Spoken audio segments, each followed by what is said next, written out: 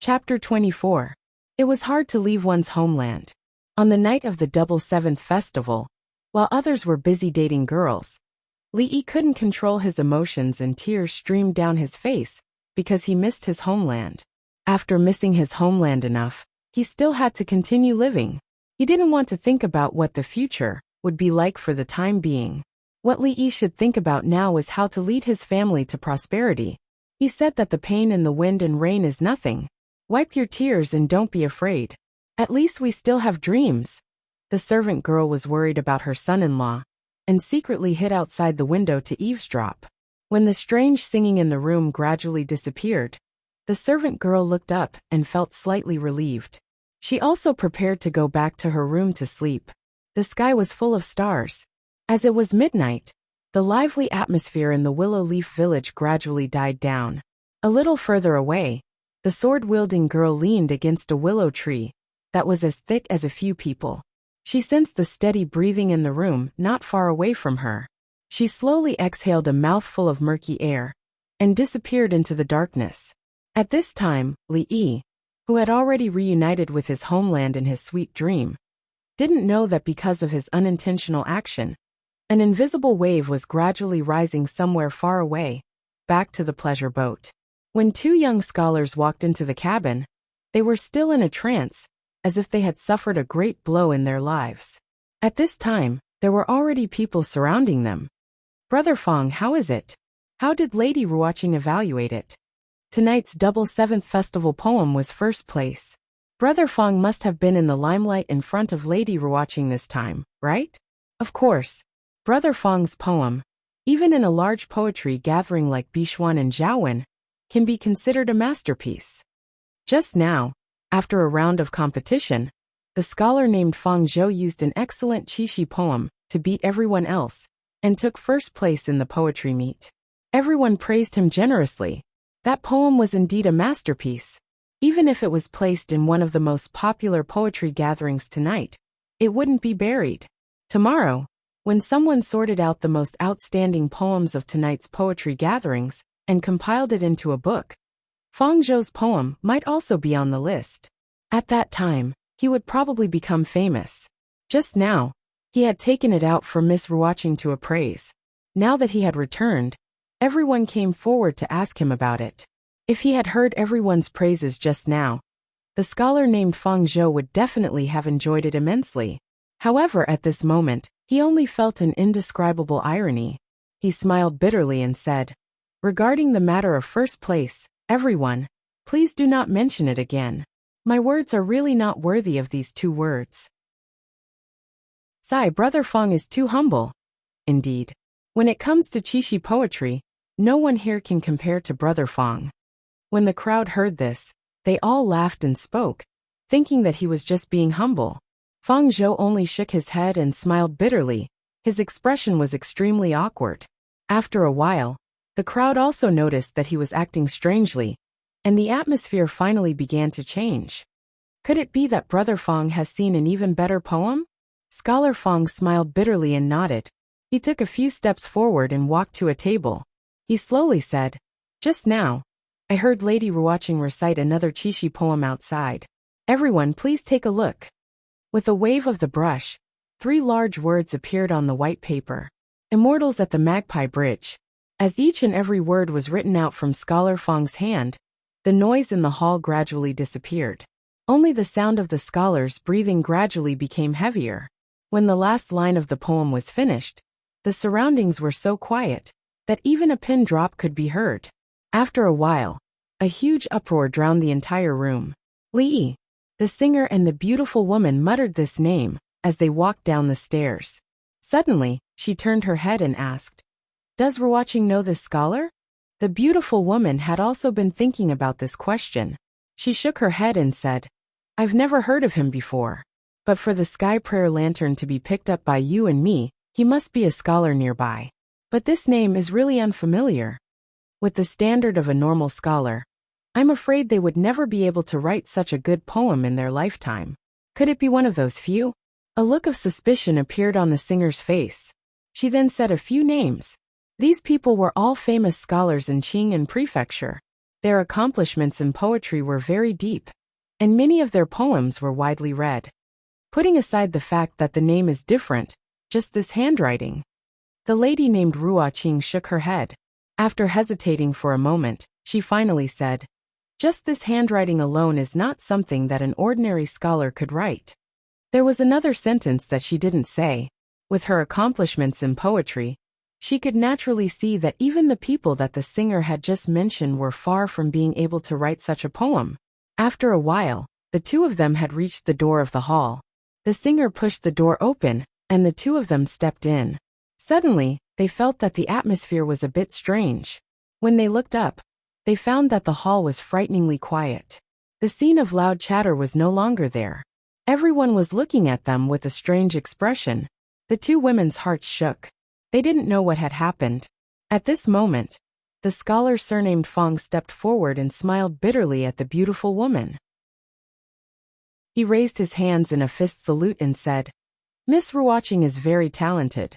Now that this immortal of the Magpie Bridge has appeared, I'm afraid we don't need to write Qixi poems in the future. I didn't think that Miss Ruoqing was such a talented woman. My apologies. If you have such talent, why hide it earlier? Such talent really makes us men feel guilty." Although in this day and age, the status of women was not very high, but for those who were not any less talented than them, they could still receive the respect of these scholars. At this time, the beautiful woman had more or less understood why they would act like this. She hurriedly said, "Everyone may be mistaken. This immortal of the Magpie Bridge is not." "Ah, Miss Ruoqing, there is no need to be so modest. Brother Fong and Brother Wu heard it just now. Yes, I'm afraid we won't be able to write such a poem in our lifetime. There is no need to refuse." Seeing that everyone didn't seem to believe her explanation, a bitter smile appeared on the woman's face. She raised her hand and pressed it down.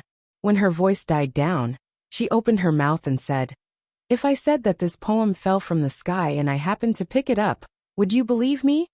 The surrounding atmosphere was silent for a moment, and then someone laughed out loud. "Hee hee, miss, you must be joking."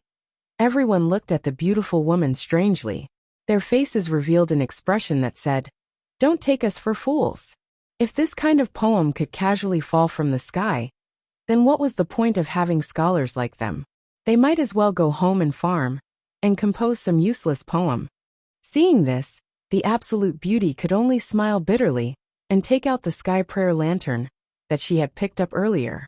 Not long after, between the two pleasure boats on the river, a paper raft was sent over. After it was picked up by someone, it spread like snowflakes. This was the usual practice in the past. During such a large-scale festival, if a poetry competition produced a good poem, it would be taken out to exchange and correct with others. The poem would be passed around in many poetry competitions. When dawn came, someone would extract 10 of the most popular poems and compile them into a book, naming it Qixi Poetry Collection, or something like that. For a long time to come, these poems would become the signature songs of the brothels, and they would soon spread far and wide. Tonight, a poem on the 7th day of the 7th lunar month called Immortal of the Magpie Bridge spread through the two shores of the Yuan River in this manner, causing quite a commotion. At this time, in the Willow Leaf Village, the scholar named Li suddenly felt a chill in his sleep. He unconsciously frowned and wrapped his blanket tightly around himself. He turned over and continued to sleep. Chapter 25. When Li woke up, the sky was already bright. He estimated the time, and found that it was almost 10 o'clock in the future. In the past, Xiao Huan would wake him up early.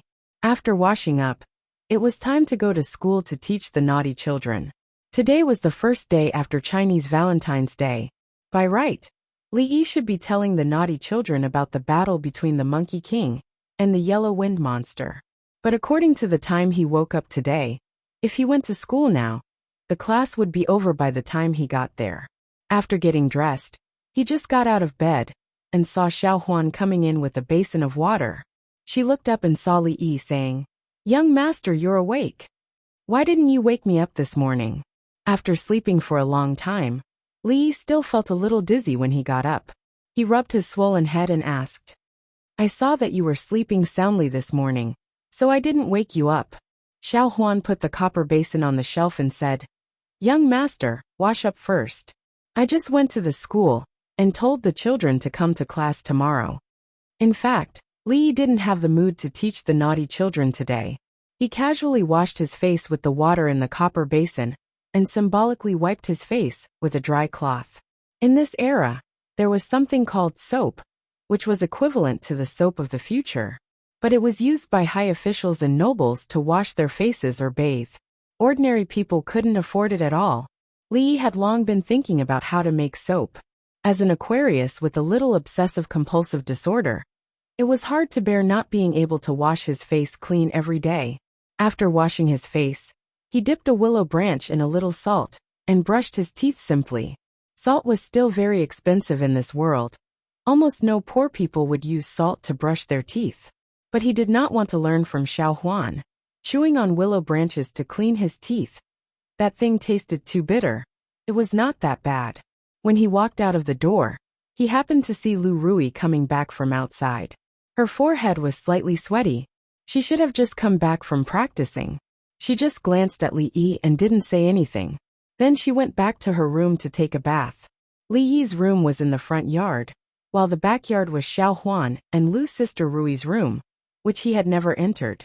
Looking at Rui's disappearing figure, Li Yi's lips twitched. She was pretty and thick-skinned. She had cheated him of a few hundred copper coins, yet she still pretended that nothing had happened. At the very least, Li Yi could not do this. Hey, Xiao Huan is here. A rough voice suddenly came from the side, startling Li Yi.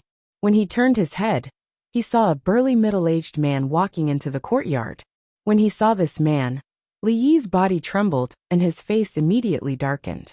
The burly man and him could be considered old acquaintances. At that time, when Lu Rui gave the order, it was this man who flipped off the horse and threw himself onto it. Suddenly seeing this familiar face, Li Yi felt a faint pain in his lower abdomen. Uncle Feng, what can I do for you? Xiao Huan was very friendly to this man and said with a smile. The man smiled honestly and waved the things in his hands. He said, I just hunted a pheasant from the mountain this morning. Take it and stew it for Miss to nourish her body. Only then did Li Yi realize that the man was carrying two unknown objects in his hands. A golden crown, colorful feathers, a red belly, and long tail feathers. A red-bellied golden pheasant. Li Yi glanced at the man. This was the pheasant he hunted on the mountain? Hunting and killing animals protected by the country was illegal in the future. However, a golden pheasant was still a chicken. It was fine as long as there was meat. Moreover, wild pheasants should be much more delicious than the hens raised by the Wu family, right? In an instant, when Li Yi looked at the man again, he actually felt that the originally hateful face was much more pleasing to the eye.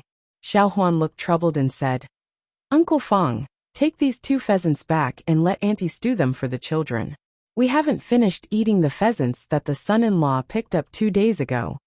Last year's harvest was not good, and every family in the village had a hard time. The Lu family was better off. After all, they were the main family, and at least they would not starve. However, there were many people who even had to carefully plan their 2 meals a day. The man in front of him belonged to this category. He probably did not eat meat twice a year.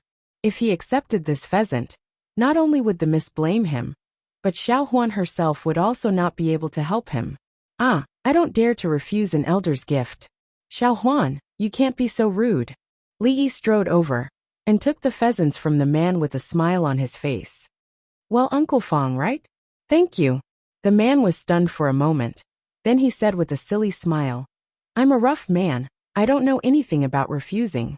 My family said that if it wasn't for the old master, who gave us a mouthful of food, we would have starved to death. We can't be heartless.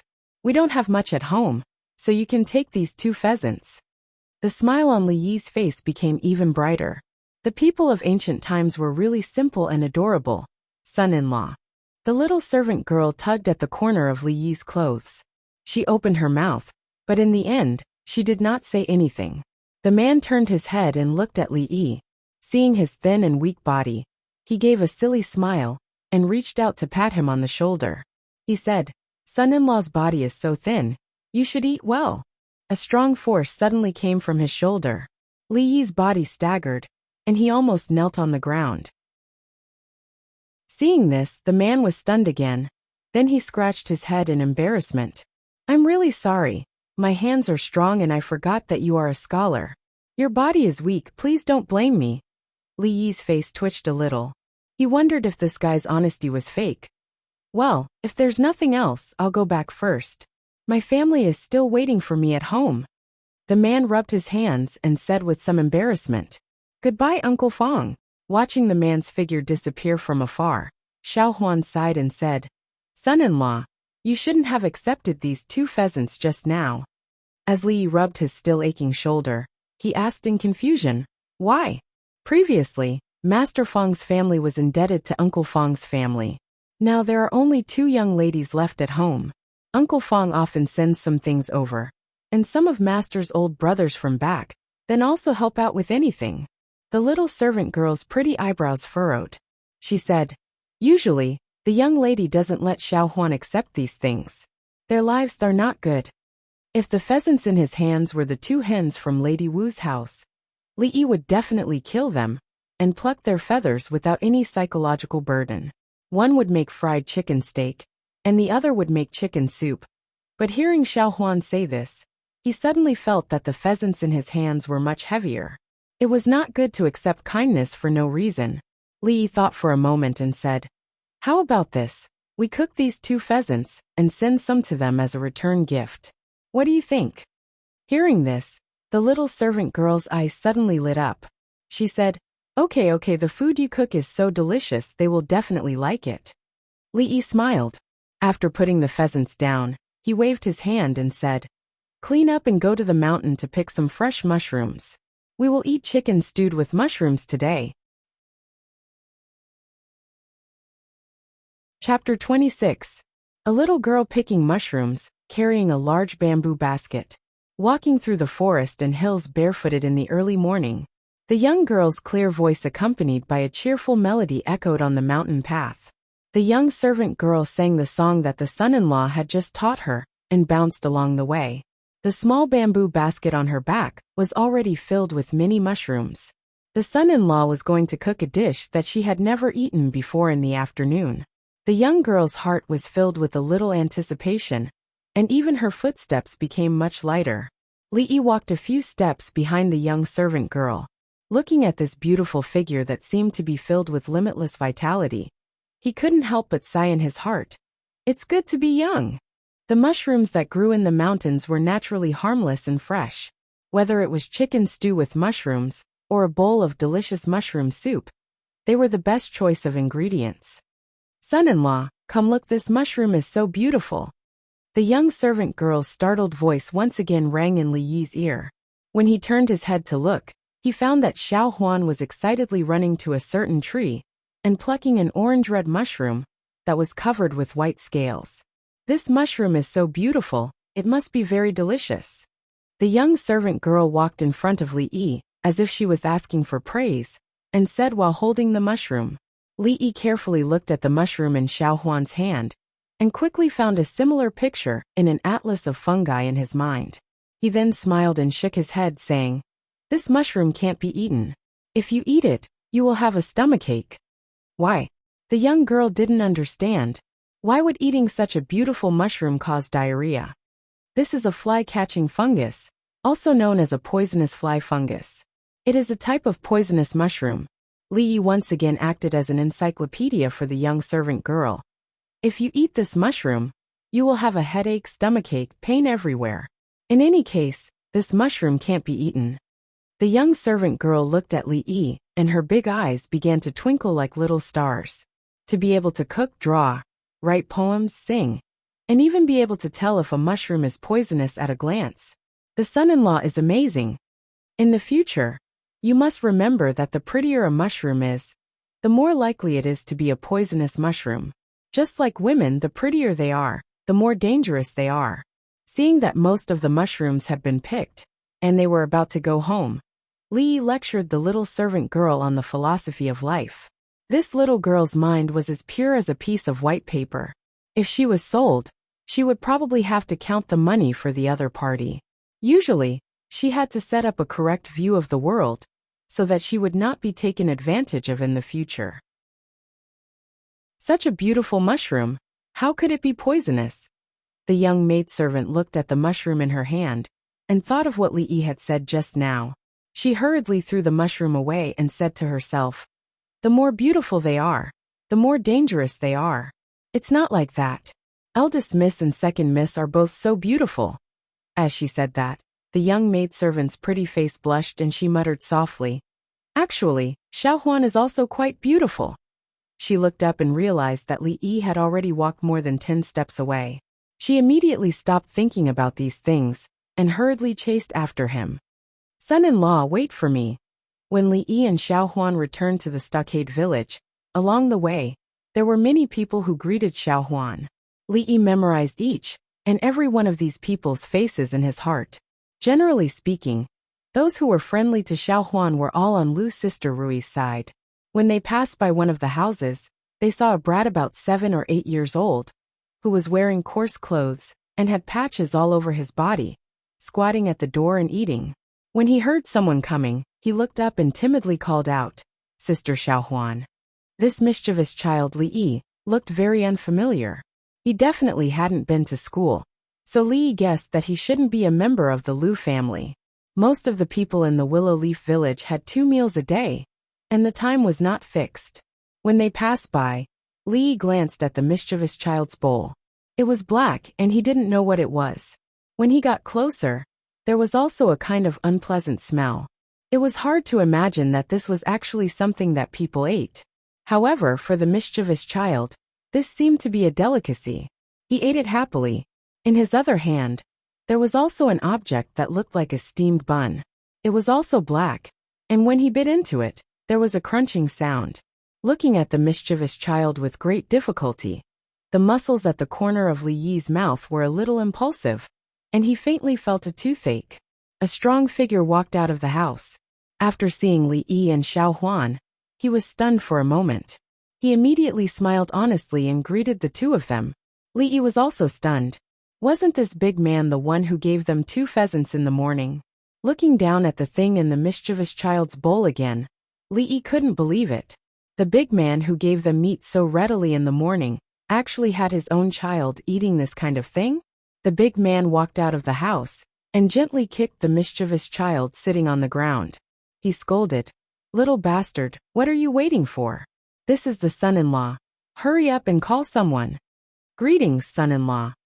After being kicked by his father, the mischievous child put down the bowl and cornbread and timidly barked. Woof! A yellow dog ran out of the house. Perhaps it felt that the young man in front of it was very unfamiliar, so it barked at Li Yi twice. Suddenly, it fiercely sniffed its nose. When it glanced at the cornbread on the side, its eyes suddenly lit up. It bit the cornbread and disappeared in front of them at a shocking speed. Seeing this scene, the mischievous child was stunned, Xiaohuan was stunned, and Li Yi was stunned. The big man was also stunned. However, in the next moment, Li Yi suddenly heard an explosive roar in his ear. The big man's bear-like body had already chased after the dog. "Hey! If you dare eat that cornbread, I'll kill you today to go with my wine." Seeing the figure of the man and dog disappear, Li Yi looked down at the bowl of black food on the ground that emitted a strange smell. He already didn't have the mind to wonder why the yellow dog had such a domineering name as Hey. That big man gave them 2 pheasants, but his own family ate this kind of thing. This made Li Yi shocked, and he couldn't help but sink into deep thought. In the Willow Leaf village, the Lu family was like the landlord. They owned all the land, and although their lives weren't good, it wasn't too bad. However, most of the people were like the big man just now. They were almost equivalent to tenant farmers living at the lowest level of society. They were only able to feed their families and not starve to death. If they encountered a bad harvest year, they probably wouldn't even be able to fulfill this minimum requirement.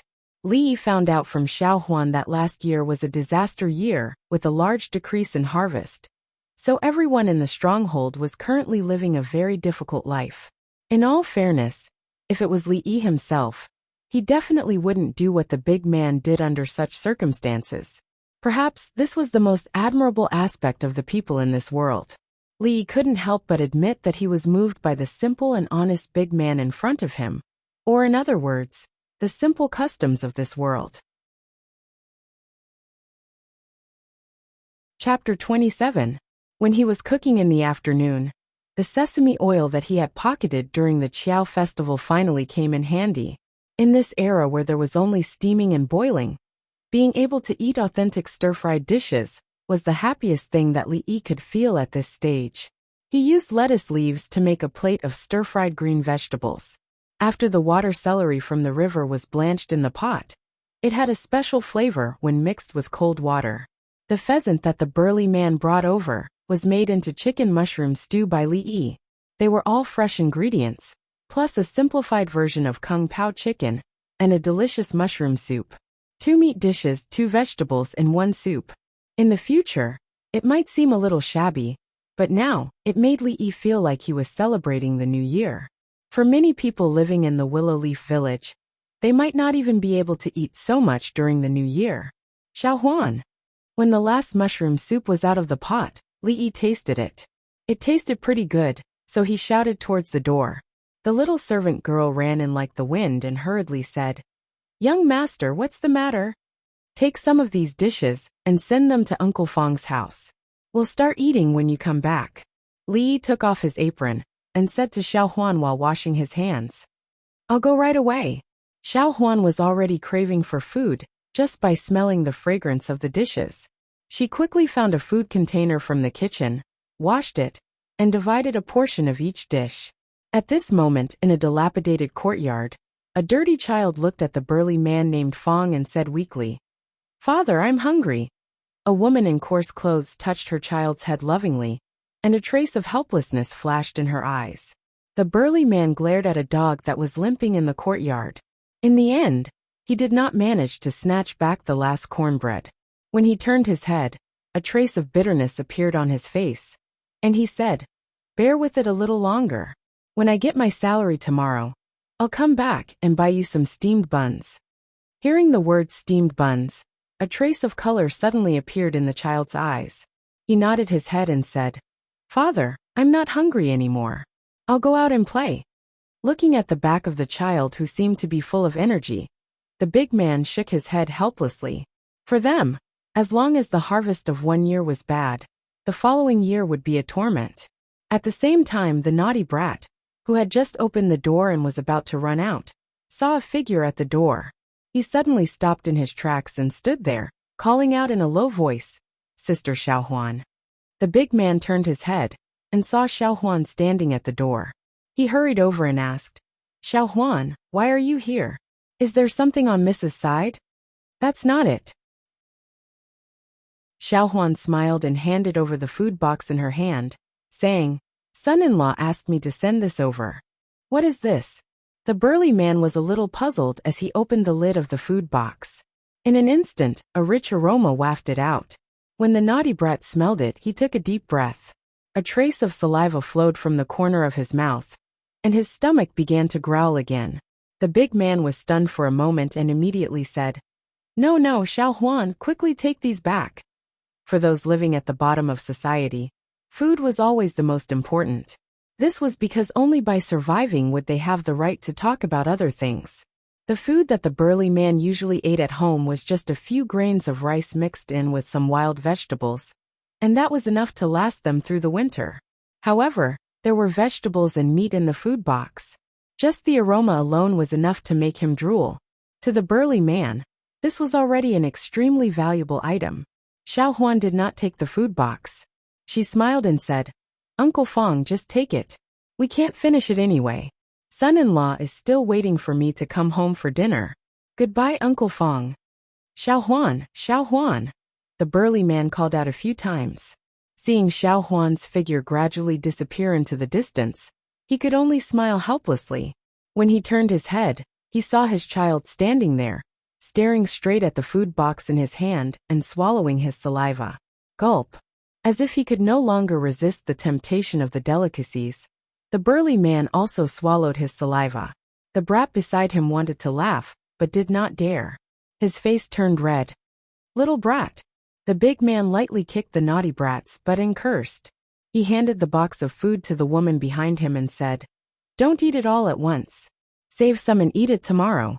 Just as the burly man's family sat around the table and were about to swallow their tongues in front of the delicacies they had never eaten before, Li Yi was also sitting at the table. Two pairs of eyes looked at him in confusion. After a long time, Lu Rui was the first to ask, "Is today an important day?" "No." Li Yi shook his head and said, "If it's not an important day, then why is the food so sumptuous?" The confusion in Lu Rui's eyes deepened. Because of willfulness? Li Yi really did not know how to answer this question. Wasn't it just cooking 2 extra dishes? Did he really have to give a reason? Couldn't he make a good meal for the brat to reward him for being tired from class? This reason did not seem very convincing, because he had not taught the brat for a few days. He sighed in his heart. It seemed like he had to quickly improve the family's living standards. He really could not stand the days where he could only eat a piece of meat during the holidays. He picked up a piece of chicken meat and tasted it. He could not help but nod in satisfaction. As expected of a second-class protected animal, the taste was not something the hens raised by Madame Wu could compare to. Lu Rui glanced at him and did not say anything. After all, the food she ate every day was worlds apart from before. In comparison, she was not so concerned about the source of the food. As for how many chickens Madame Wu had lost, it had nothing to do with her. She had never eaten the 2 dishes in front of her before. They smelled good. Soon, Lu Rui's attention was diverted elsewhere. "Oh right, there's almost no food at home." After dinner, it was Li Yi who cleaned up the mess as usual. When Lu Rui walked out, Li Yi said casually. The footsteps at the door paused, and soon a voice was heard. "Rui will go down the mountain tomorrow. I will ask her to buy some food." Go down the mountain? Li Yi's eyes lit up when he heard that. Green Willow Mountain was located in the Qing and prefecture of the Jing Kingdom. After going down the mountain and walking along the official road for about 2 hours, the prefecture was located. Li Yi had been on the mountain for quite some time. Although he had 100 copper coins in his wallet, he could not spend them on the mountain. He had long wanted to see the prosperous world below the mountain and experience the luxurious life of the ancient times. He wanted to know what it was like. Chapter 28. The Anqing Prefecture was located in the southwest of the Jing Kingdom. It was once the capital of the Jing Kingdom and was extremely prosperous. It was the second largest capital city in the Jing Kingdom, after Jingdu at this moment. On the official road leading to the southwest gate of the Anqing Prefecture, a few sturdy horses with shiny fur galloped over. A woman dressed in white pulled on the reins, and the horses let out a long neigh in pain. They raised their hooves high in the air and stopped some distance away from the city gate. Neigh! A few sounds rang out in succession. A few sturdy men skillfully dismounted from their horses. The horses' hooves trampled the ground in a chaotic manner, stirring up a cloud of dust. "Son-in-law, we've arrived at the prefecture." The burly man with the surname Fong grabbed Li Yi's arm and jumped down from his horse. Li Yi raised his head and looked at the city walls that were dozens of feet high. He couldn't see the end of the city walls on either side. He couldn't help but feel his legs turn to jelly and his vision become dizzy. Blurg! He held onto a willow tree by the moat and vomited for a while. Only then did the feeling of extreme discomfort subside a little. Of course, he didn't feel a sense of admiration, just because he saw the city walls that were more than 10 meters high. Instead, he used this behavior to express the shock in his heart. For a person who had never ridden a horse before, the fact that he was still able to stand after being forced to ride on a horse for more than 10 kilometers on a bumpy mountain road was already proof that Li Yi's body was very strong. His first trip to the prefecture city wasn't as perfect as Li Yi had imagined. Before he even entered the city gates, his entire body already felt like it was going to collapse. "Son-in-law, your body is too weak. You need to train properly." The burly man with the surname Fong couldn't help but say, when he saw Li Yi's uncomfortable appearance. He had only ridden a horse for a short while, and he was already vomiting like this. This new son-in-law was good in every aspect, but his body was too weak. He didn't seem like a man at all. Li glared fiercely at the burly man, and couldn't be bothered to speak to him. He turned his head, and looked at the bustling city, with a relatively formal gaze for the first time. There was an endless stream of pedestrians going in and out of the city gates. Goods and carriages were mixed among them. It looked crowded but orderly. Looking inside the city gates, there were even more people. The streets on both sides were filled with all kinds of stalls. One could even hear the hawkers' shouts from outside the city gates. Li followed Lu Rui and the others into the city gates. He finally felt the prosperity of the city. The streets under his feet were all paved with square bluestones. The buildings on both sides of the street had rolled-up eaves with carved balustrades and painted phoenixes. It was full of ancient vibe. Passers-by dressed in ancient costumes passed by him, which made Li realize once again what kind of world he was in now. The horse that the burly man with the surname Fong was leading was certainly not the property of the Willow Leaf Village. The Jing Kingdom had always been short of horses. To a large extent, they had to rely on importing horses from other countries to meet their normal needs. The price of a horse in the market was about 70 to 80 taels of silver. At this time, one tael of silver was about equivalent to 1,000 copper coins. Li roughly estimated the price of goods in this era. One copper coin was probably equivalent to 50 cents in the future. In this way, a horse should be converted into RMB, which should be a lot of money anyway. If every family in the Willow Leaf Village had a horse, they wouldn't have to eat rice and vegetables. The average standard of living would definitely be above moderately well off, and they would take big strides into the middle class. This was just like an old saying that a person who rode a handsome horse was not necessarily a prince. It could also be a horse breeder. Yes, raising horses was the sideline of some people in the Willow Leaf Village, including the burly man with the surname Fong. Most of these people's fathers were mountain bandits, so they had the pure blood of mountain bandits. Mountain bandits who didn't know how to raise horses were not good mountain bandits. Fortunately, they all inherited the excellent genes of their fathers. Although they all looked rough, their equestrian skills were superior to ordinary people. They could use this skill to earn some extra money and supplement their family income. However, since ancient times, most of the coolies could only get enough food and clothing. The exploitation in the feudal society was even more serious. The wages they received could only ensure that their families wouldn't starve to death. Every month, the burly man would take these horses down the mountain for inspection and collect their wages for the previous month. On the way here, Li had asked him about it. The monthly wage for raising a horse was 100 copper coins, which was pitifully low. It was only enough to buy a few caddies of rice. Furthermore, there were only 4 months of time to raise a horse every year. With a few hundred copper coins, they would have to support them for an entire year. After making an appointment to meet at the place where they would go back, the burly man with the surname Fong and the others took the horses and left. In the blink of an eye, Li and Rui also disappeared, leaving him alone. This made Li confused. Weren't they afraid that he would take the opportunity to run away? Thinking of the crazy old man who wanted to catch him, he couldn't go back to his previous home. Weighing the money bag, Li suddenly felt that staying in the Willow Leaf Village was not bad. He spent 4 copper coins to buy 2 steamed buns on the street, and took a bite. The skin was thin, and there was a lot of filling. After eating the 2 steamed buns, the hunger in his stomach suddenly disappeared. Li couldn't help sighing in his heart. In the past, when he bought steamed buns outside, he couldn't even see the filling after taking a bite. Those guys who only had money in their eyes wanted to sell steamed buns as steamed buns. In comparison, the people in ancient times were more honest. He had already spent 4 of the 128 copper coins. Originally, Li wanted to rely on this money to live a good life, but the reality was cruel. After walking around the street, Li found that it seemed that he could only eat steamed buns. Whether in modern or ancient times, he was poor, which made Li inexplicably sad in his heart. Especially after seeing the prosperity of Anqing Prefecture, Li had made up his mind to immediately think of ways to make money when he went back. Modern people had their pride, not to mention that he had a cheating device that could be said to be against nature. If he still lived a life of eating rice and vegetables all day, It would be too embarrassing for a time traveler. While walking around, he bought some vegetable seeds from a roadside stall.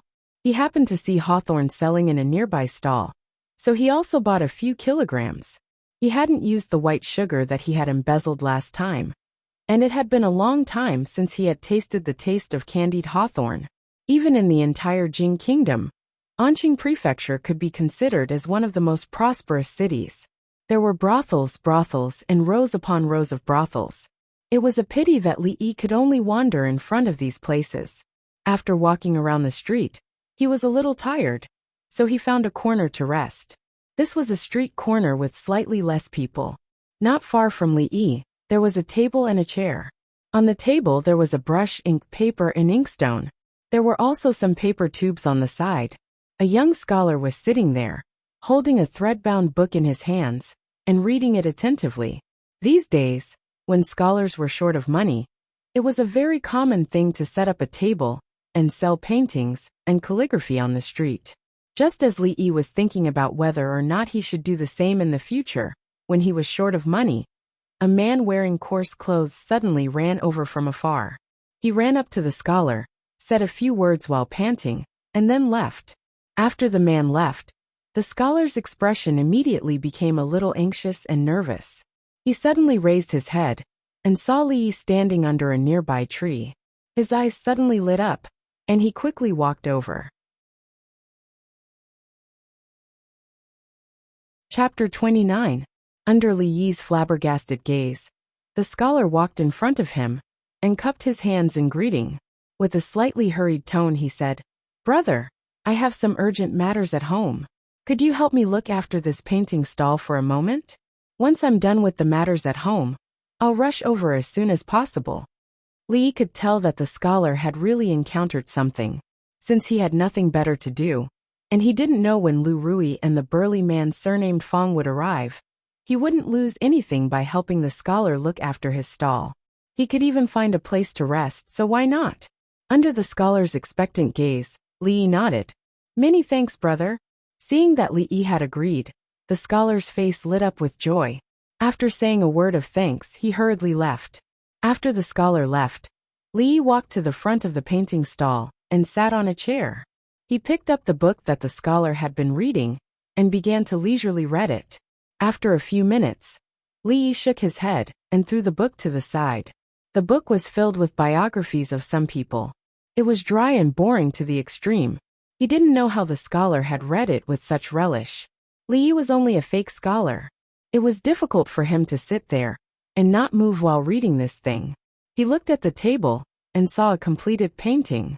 The painting was of a woman. Her face was like a hibiscus, her figure was slim, and she was quite beautiful. He casually pulled out a few paper tubes and opened them. They were all completed paintings of people and landscapes. From a layman's point of view, the scholar's painting skills were not bad. However, when he thought about it, it was normal. In this era, even if scholars weren't proficient in poetry and painting, they would definitely know a little. If they didn't have some skill, they would be embarrassed to call themselves a scholar. Looking at the things like brushes, ink, and paints, Li Yi couldn't help but feel an itch. Over the past few days, he had also digested quite a number of books on painting techniques. In his heart, he was still thinking that if he couldn't make it in the future, he would learn from this scholar and set up a painting stall on the street. He would definitely not starve to death by selling paintings for a living. There was no more Xian paper in the stockade village. Li Yi had never found an opportunity to practice. He rolled up the painting on the table and put it aside. He grabbed a blank piece of Xian paper and dipped the brush in ink. After thinking for a while, he raised the brush and started drawing on the paper. Before long, the outline of a woman's face appeared on the paper. Although the facial features were not drawn, it was not difficult to tell that the person Li Yi wanted to draw was Lu Rui based on the shape of the face. "It's my first time drawing a 3D character, so I'll use her to practice." Recalling Lu Rui's cold expression, Li Yi's face curled into a wicked smile. When he put down his brush, he began to draw the facial features and figure. 3D painting sounded very difficult and pretentious, but it was nothing more than the handling of light and shadow, the difference in proportions, and some techniques of composition. As long as one had a little bit of painting foundation, it was actually not difficult to grasp. Although it was his first time drawing a 3D character, he had actually practiced it countless times in his mind. He did not stop his brush at all. Not long after, a woman who looked similar to Lu Rui appeared on the Xian paper. However, it was different from ordinary paintings. The woman in the painting not only had a vivid expression and was no different from a real person, but she also had a little more liveliness, as if she would walk out of the painting in the next moment. Ordinary 3D paintings were mostly done through the control of proportions and the adjustment of light and shadow. It needed to be looked at from a certain special angle in order to display the 3D effect. Li Yi had slightly weakened this aspect so that the 3D effect was not as strong. He had greatly preserved the good proportions and created a vivid feeling. Those overly impactful images were not easy for the people of this era to accept. Change had to be done bit by bit, and this was only a small attempt by Li Yi. After finishing the painting, Li Yi looked at it carefully for a while and nodded, indicating that he was satisfied with his work. When he looked up, he suddenly saw an unfamiliar face. Because Li Yi's action was too abrupt, the other party did not seem to be able to react. The tips of their noses were only a few centimeters apart. If they were a little closer, perhaps Li Yi's first kiss after coming to this world would be lost. Especially when the other party was a man. Although this man was a little handsome, if such a thing really happened, he was afraid that he would feel disgusted for at least 10 days to half a month. Who are you? Li Yi suddenly took 2 steps back and looked at the young man standing on the other side of the table with a look of disgust. He was looking at Lu Rui's painting with an amazed gaze and blurted out. The luxuriously dressed young man, who looked to be about the same age as Li Yi, was still staring at the painting that Li Yi had just completed. He clicked his tongue in admiration. This painting is so strange. The woman in the painting seems to be walking out of the paper. Li Yi curled his lips. Although this guy was dressed decently, he was still a bumpkin who had not seen much of the world. It was just a 3D painting, and he was already so surprised.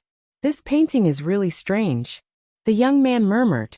Then he looked up at Li Yi and said with interest, "Use this style and draw one for me." No. Li did not even look at him. He said lightly and sat back in the chair. After standing for so long, his waist was sore. It was still more comfortable to sit. Why? The young man was stunned when he heard this and asked. Sorry, my principle is to only paint women, not men. Li Yi said lazily. The young man raised his eyebrows. He did not expect that a street art dealer would have such a rule.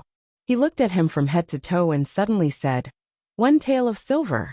1 tael of silver? Li Yi heard this and was slightly moved. 1 tael of silver was almost equivalent to 1,000 copper coins. With the current market price, it was enough to buy 2 meters of rice. 1 meter of rice was about 150 caddies.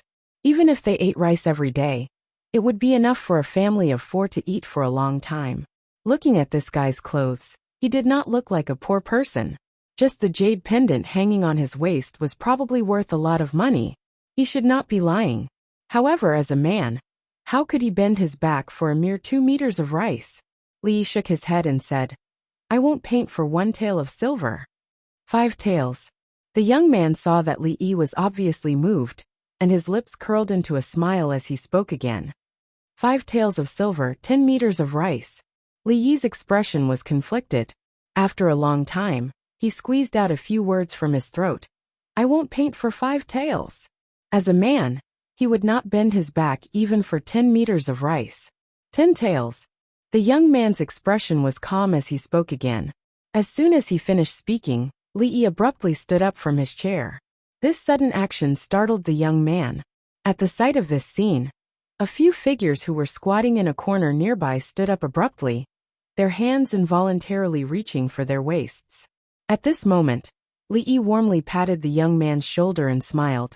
When I first saw you, I felt a sense of familiarity. Now that I think about it, you look very much like an old friend of mine. Based on this point alone, what harm is there in breaking the rules today? Seeing that the scholar in front of him seemed to have changed into a different person, the young man was stunned and could not react for a moment. Chapter 30. This scholar is also a wonderful person. After about an hour, the young nobleman glanced at Li Yi and nodded with satisfaction as he held the portrait that Li Yi had just drawn for him. He snapped his fingers lightly, and a passerby who was squatting at a nearby stall immediately stood up.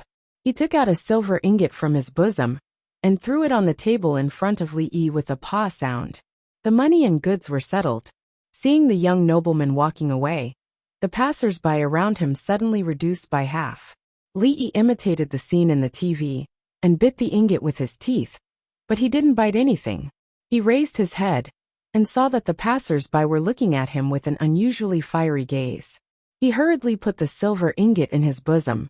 To some extent, this was the first pot of gold he had truly earned after coming to this world. Don't look down on these 10 taels of silver. With the current market price of 1 tael of silver, 1 tael of silver could buy 2 stone meters of rice. These 10 taels of silver were enough for a family of 4 to live on for several years.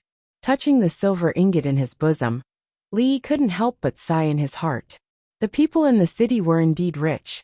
In this way, he only needed to draw a painting like this every day, and he would soon be able to live an early retirement life. Of course, this was only the most ideal situation, except for that nobleman who looked dignified, but seemed to have a screw loose in his head. There were probably not many people who would spend 10 taels of silver to buy such a painting. With the silver ingot in hand, Li Yi's mood was much better. He lay comfortably on the chair and basked in the sun while waiting for the scholar to come back. This time, he didn't have to wait for long. The figure of the scholar hurriedly ran over. The two of them exchanged some greetings. The scholar gratefully held on to Li Yi's hand and didn't let go. He kept saying thank you until Li Yi noticed that the passers-by's gazes had changed. Only then did he hurriedly wave his hand, indicating that he wanted to leave. Of course, before he left, he took the portrait of Rui with him. The scholar didn't say anything about it.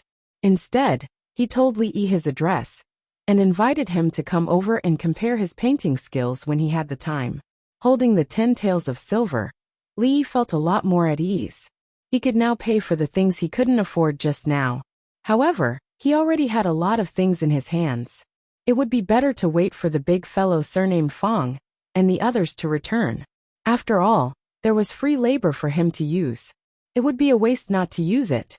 He walked to the big willow tree where he had agreed to meet Lu Rui and the others. He found a clean rock and sat down, waiting for Mr. Fong and the others to return. At this moment, Li Yi did not notice that not far behind him, a young man with a protruding mouth and ape-like cheeks was staring at his back with a greedy glint in his eyes.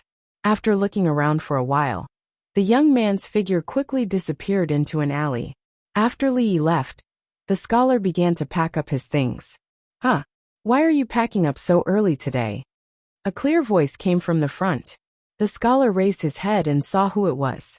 He smiled and said, "So it's Miss Xiao Chui. I had some matters to attend to at home today, so I packed up a bit early. Miss, are you here to pick up a painting?" The girl, who appeared to be around 15 or 16 years old, had her hair combed into 2 buns, and her face had some baby fat on it. She nodded and said, "Is the painting done? The young lady sent me to pick it up early in the morning." The scholar smiled and nodded. He handed over a painting tube on the table and said, "It's done. Miss Xiao Chui, open it and take a look. If there's anything you're not satisfied with, feel free to point it out. We can still make changes." The girl waved her hand and said, "There's no need. The young lady is in a hurry. After I pick up the painting, I have to hurry back." The girl didn't have any doubts about the scholar's painting skills. She casually took the painting tube from the scholar and took out a few silver coins from her waist pouch. She placed them on the table and hurriedly left. The scholar packed up his things and placed them in a nearby restaurant before quickly leaving. At this moment, Li Yi's situation wasn't very good. Seeing a few strangers slowly approaching him, Li Yi stood up with a vigilant expression. His intuition told him that trouble was coming. Just as he was about to walk away, 2 people appeared on either side of him. Their physiques were comparable to the large man surnamed Fong. It was clear that they weren't people that Li Yi could deal with. In the blink of an eye, Li Yi understood what had happened. He was afraid that when he took out the silver just now, someone had seen it. He was surrounded on 3 sides, and there was an alley behind him. Li Yi didn't even think before running inside. Seeing his actions, the people didn't chase after him. Instead, they all revealed a mocking smile. Does that scholar really have silver on him? Walking to the entrance of the alley, the leader of the group, a man with a knife scar on his face, suddenly stopped and turned to look at the young man with the protruding mouth and ape-like cheeks. It was no wonder that he was curious. Looking at that person's clothes, he was just a poor scholar. He didn't look like a rich person at all. When the young man heard this, he immediately said with a flattering expression, "Big brother, how could I dare to lie to you? I just saw him take out such a big ingot of silver with my own eyes. I'm afraid that it's at least 10 silver coins." As he said this, he extended his hand and gestured with his fist to the large man. 10 silver coins. The knife-scarred man licked his lips. 10 silver coins was enough for him to live a carefree life for a while, as long as he didn't go to the famous money-squandering dens in the city. "Go in." The large man waved his hand, and everyone entered the alley. Damn it. After running for more than 10 steps, he saw a high wall at the end of the alley. Li Yi cursed. He didn't think that this would be a dead end. When he turned his head, he saw that those people had already entered. "Scholar, do you want to hand over the silver coins yourself, or do you want us to help you?" The leader of the knife-scarred man walked in front of Li Yi with a face full of ridicule. He crossed his arms and looked at him condescendingly. This large man had the back of a tiger and the waist of a bear. He was at least 1.9 meters tall, close to 2 meters. He was a full head taller than Li Yi. When he spoke, he completely looked down on Li Yi. The people behind him also looked at him with a mocking gaze. It was as if they were looking at a lamb waiting to be slaughtered. The silver coins that had just been in his hands hadn't even warmed up when they were about to be snatched away.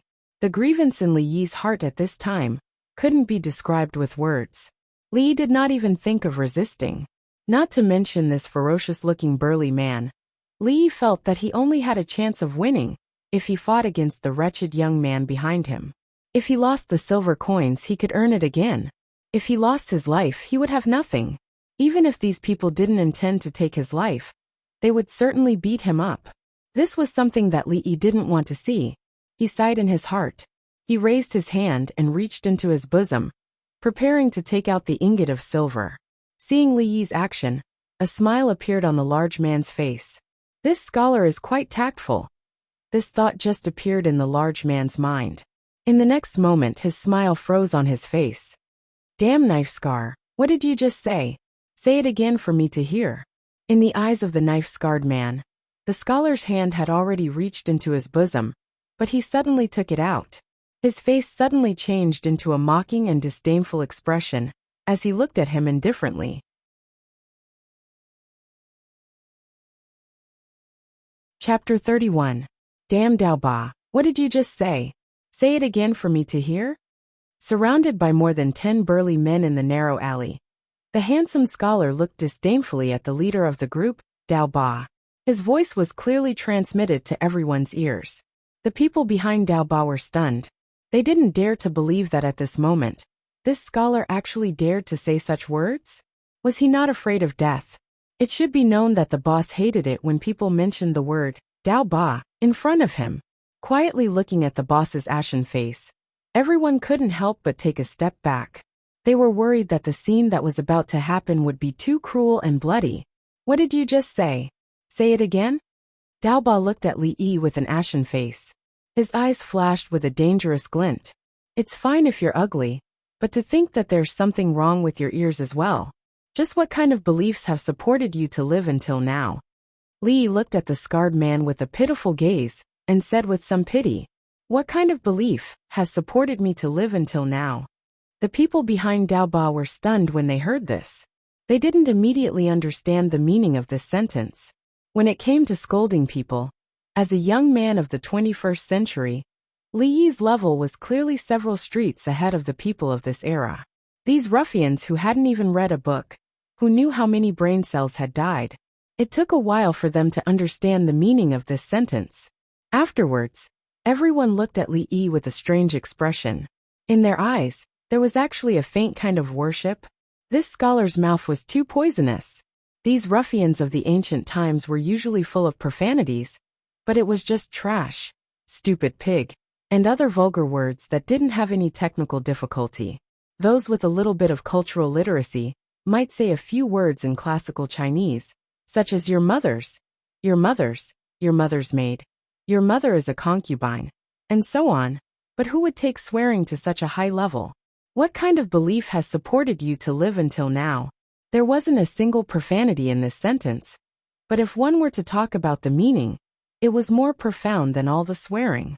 This was simply raising swearing to a new level. Courting death. The scarred man's face had long since turned red. Li Yi's words had successfully aroused his anger, making him want to immediately destroy this scholar in front of him and completely disappear from this world. As he roared, he clenched his fist and smashed it toward Li Yi's face. The 2-meter-tall man had an incomparably sturdy physique. One of his arms was as thick as Li Yi's thigh. The muscles on his exposed arms were bulging, and his sandbag-sized fists carried a whistling sound, full of momentum. If this full-force punch really landed on Li Yi's face, he would probably have to go through another glorious transmigration. However, the man's fist did not land on Li Yi's face in the end. The long sword on his neck was like a bucket of cold water poured on his head, extinguishing all the anger in the man's heart. His fist stopped in midair, and beads of cold sweat rolled down his forehead. Hiss! The surrounding people sucked in a breath of cold air, and couldn't help but take a few steps back. Their faces were pale as they looked at the beautiful woman, who had appeared out of nowhere, and held a cold sword on their boss's neck. The cold light of the long sword was cold and incomparably sharp. It was likely that the woman holding the long sword would cut off the scarred man's head with just a little bit of force. Big brother. When did she come over? Who are you? Quickly let go of our big brother. Heroine, let's talk this out. The group of subordinates wanted to save the scarred man, but they didn't dare to act rashly. They could only stand there fearfully, not daring to take a step closer to the beautiful woman. The one who was the most frightened at this moment was, of course, the scarred man with the long sword on his neck. In the hot weather, the cold long sword was placed on his neck. Feeling the sharpness of the sword, the scarred man suddenly felt a chill from head to toe. He stood there motionlessly, afraid that if he turned his head would fall to the ground. Heroine, spare me, spare me. At this moment, he couldn't care less about his face in front of his brothers. His eyes were filled with fear, and his face was pale as he spoke in a trembling voice. What dignity? What face? How could these things be more important than his life? Li Yi was very satisfied with Lu Rui's timely arrival. Although this sister-in-law was often unreliable and would only cause trouble for him, she was quite reliable at critical moments. At this moment, Lu Rui didn't care about the man's begging for mercy. Instead, she looked at Li Yi with a strange expression, as if she was seeing him for the first time. No one knew what she was thinking. Li Yi was a little frightened by her gaze. He hurriedly looked away, and when he looked at the scarred man again, a trace of anger appeared on his face, and he kicked his butt. Robbery. Robbery. That's what you get for not learning well. The dozen ruffians behind the scarred man glared at Li Yi angrily when they saw their big brother being humiliated by the weak scholar. But no one dared to act rashly. As for the scarred man, he only felt an unprecedented sense of humiliation in his heart. He wanted to tear the scholar into pieces, but he could only endure it, because the sword was still on his neck. Stop fighting, let's go. After Li Yi kicked him a few times, Lu Rui looked away from his face. Li Yi only felt a blur in front of his eyes, and her sword had returned to its scabbard. Li Yi was stunned for a moment, and he immediately retreated to Lu Rui's side. Then, he felt terrible. He had been so confident earlier because he had a hostage in his hands. Now that the sword on the scarred man's neck was gone, could the two of them? Could Lu Rui deal with so many ruffians alone? After feeling the sword on his neck disappear, the scarred man suddenly took 2 steps forward and returned to the middle of the ruffians. He reached out his hand to touch his neck, only to realize that there was a bloodstain on his hand. A trace of fear and lingering fear appeared on his face, followed by endless anger. He pointed his finger at Li Yi and Lu Rui, revealing his white teeth, and said fiercely, "Go! Break the scholar's legs. Remember not to hurt the woman." The ruffians behind him rolled up their sleeves, and their eyes were filled with murderous intent. When they looked at Lu Rui, their eyes swept over her body, and they couldn't help but lick their lips, and a trace of greed appeared in their eyes. Lu Rui's pretty face did not change as she watched the ruffians approach, but there was a faint trace of mockery and disdain in the depths of her eyes. "Son-in-law, second lady, so you're here." At this moment, a rough voice suddenly rang out from the alley. Chapter 32. Just when Li Yi was worried that Lu Rui would not be able to deal with these ruffians, Mr. Fong appeared at the entrance of the alley just in time. The burly man surnamed Fong was not alone. The other men who had come down from the stronghold with him were also by his side. "Get out of here. This is none of your business." At this time, the Scarface man was unable to restrain his anger. Suddenly, he saw a group of idlers appear at the entrance of the alley. He coldly berated them, and was about to personally break the legs of the scholar, who had just kicked him in the butt in front of so many of his brothers, causing him to lose all face. "Get out of here. If you don't, I'll beat you too." Seeing that the few Tian Shihan were still standing at the entrance of the alley, even though their big brother had already given the order, he immediately yelled out in anger and walked towards the burly man surnamed Fong. There were more than 10 people on their side, and the number of people on the other side was less than half of their number. The young man was not afraid when he walked over. He pointed at Mr. Fong's nose and scolded, "What are you still doing here? Hurry up." He swallowed the word "get out" before he could say it. To be precise, he was kicked back by Mr. Fong. Although he hadn't figured out what was going on, this group of ignorant ruffians was obviously looking for trouble with the son-in-law and the second Mississippi. How could the burly man surnamed Fong be polite to them? He lifted his foot and kicked them. A figure suddenly flew from the entrance of the alley. He crossed a distance of 2 or 3 feet and smashed into the crowd. 2 people were instantly knocked down to the ground. They struggled for a long time but could not get up. The sudden turn of events caused the entire place to fall silent. Li Yi stared blankly at the young man, who was kicked 5 or 6 meters away by Mr. Fong. He was a little stunned. To be honest, he had only seen such a scene in action movies in his life. However, movies were just movies. When he saw such a scene in reality, the shock in his heart was still indescribable. That man, who had always looked simple and honest, was actually so strong. Li Yi was not the only one who was stunned. The Scarface man and his group of ruffians were also stunned. Seeing their underlings being kicked away and lying on the ground, unable to get up, after a short moment of shock, everyone's expressions became fierce. However, as vicious as they were, there were others who were even more vicious than them. The burly man surnamed Fong couldn't hold it in any longer. He shouted at the top of his lungs and rushed forward like a bull. "Are you blind? How dare you bully our Willow Leaf village? You even dare to find trouble with second young mistress and young master. You must be tired of living. It's been a long time since I've fought with anyone. My body is itching. I finally made it this time." Almost in the next second, several men behind the burly man surnamed Fong also rushed forward. Their faces were full of excited expressions, and they were quite eager to have a try. As a mountain bandit, they had always been the ones bullying others. When had they ever been bullied by others? Although they had been good for a long time, the aggressive nature in their bones couldn't be erased. Before those ruffians could react, several people had already rushed in front of them. Fight without a word. At this moment, Li Yi deeply understood the meaning of this sentence. The burly man was like a tiger in a flock of sheep. When they raised their hands and chopped down, there would be one person lying on the ground. Their movements were bold and beautiful.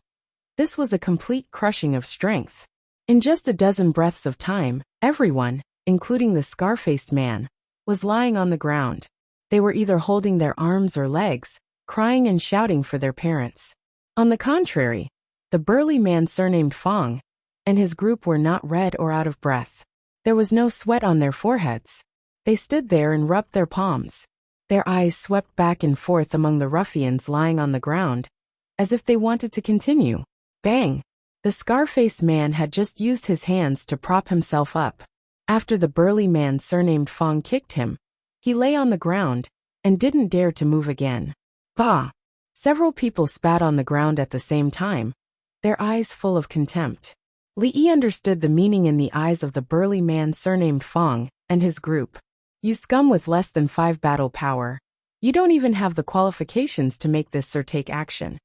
He watched as the usually smiling, straightforward, and honest men turned into super scions one by one, completely different from the people he knew before. They were just a group of farmers, but they actually had 2 faces. Even Li Yi had begun to suspect whether this group of people had a split personality or something. However, this was not important for the time being.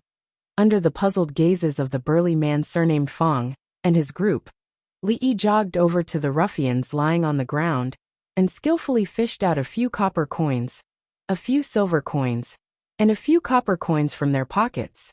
At this moment, he was thinking that since the other party wanted his silver, they would naturally have to pay the same price.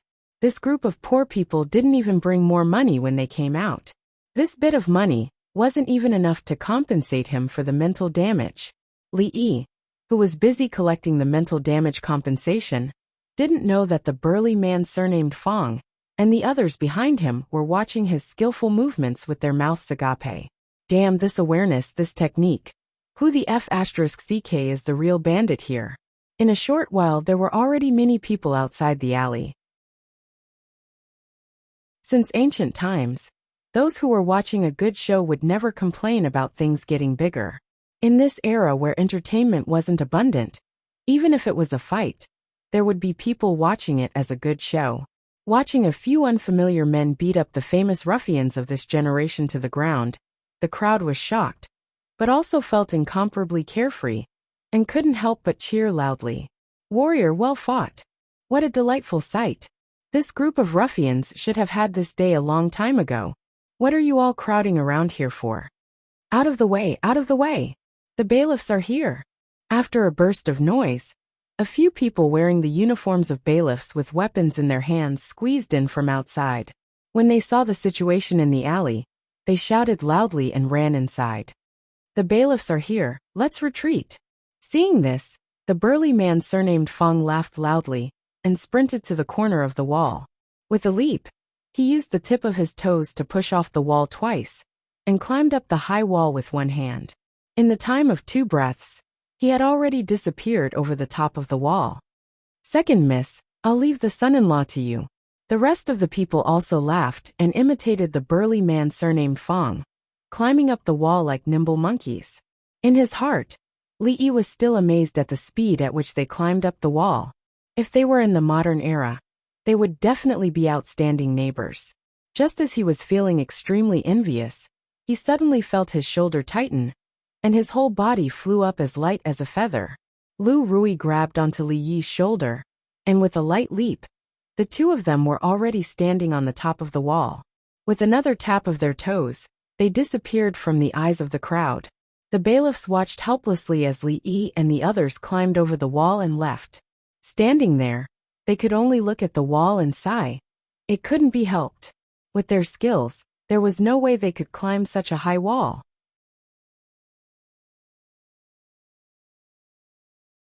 Chapter 33. Where are they? The constables were looking at the wall, not knowing how to chase after them. Suddenly, a voice came from behind them. Hearing this voice, everyone felt as if they had been granted amnesty. They turned their heads and pointed at the high wall behind them, saying weakly, "They ran away." Ran away? Why aren't you chasing after them? The woman wearing the uniform of a constable with a saber, hanging from her waist, glared at the constables. With a light leap, she was already on top of the wall. Just as she was about to chase after them, the constables below were shocked and hurriedly shouted, "Boss, wait! Is there anything else?" The female constable turned around and asked with a frown. One of the constables immediately said, "There are too many of them. It's too dangerous for the boss to go alone." Call a few more brothers later, and we'll definitely be able to catch them. Yes, boss. Everyone obviously didn't want the female constable to chase after them. At this moment, another constable stepped forward and pointed at the ruffian who was still lying on the ground, saying, "What should we do with these people? Should we send them to the clinic first?" The woman glanced at the knife-scarred man and the others. She did not hide the disgust on her face and coldly said, "They are not good people either. Capture them first and lock them up. We'll talk after we interrogate them." When the constables heard this, their faces all turned bitter. Usually, when they encountered street fights like this, if the circumstances were not serious, they would be punished and punished. This kind of thing happened a few times a day. If they were arrested and sent to the prison cell every time, wouldn't they as constables be busy to death? However, even though they were extremely unwilling, they still had to obediently carry out this lady's order. Not to mention her status as a constable, they were supposed to be under her jurisdiction. Even the county magistrate had to be polite to her, let alone them, who were just mere constables. Dejectedly, she walked to the ruffian who was still howling on the ground and kicked him hard. "Get up and follow us back to the county yamen." The development of the situation had taken a turn. The scarred man and the other ruffians were dumbfounded. They couldn't figure out how these constables handled cases. This time they were clearly the victims, okay? Seeing that these constables had no room for negotiation, they felt as if they had eaten Chinese gold thread, bitter. He looked at these constables with resentment in his eyes. His heart was filled with resentment.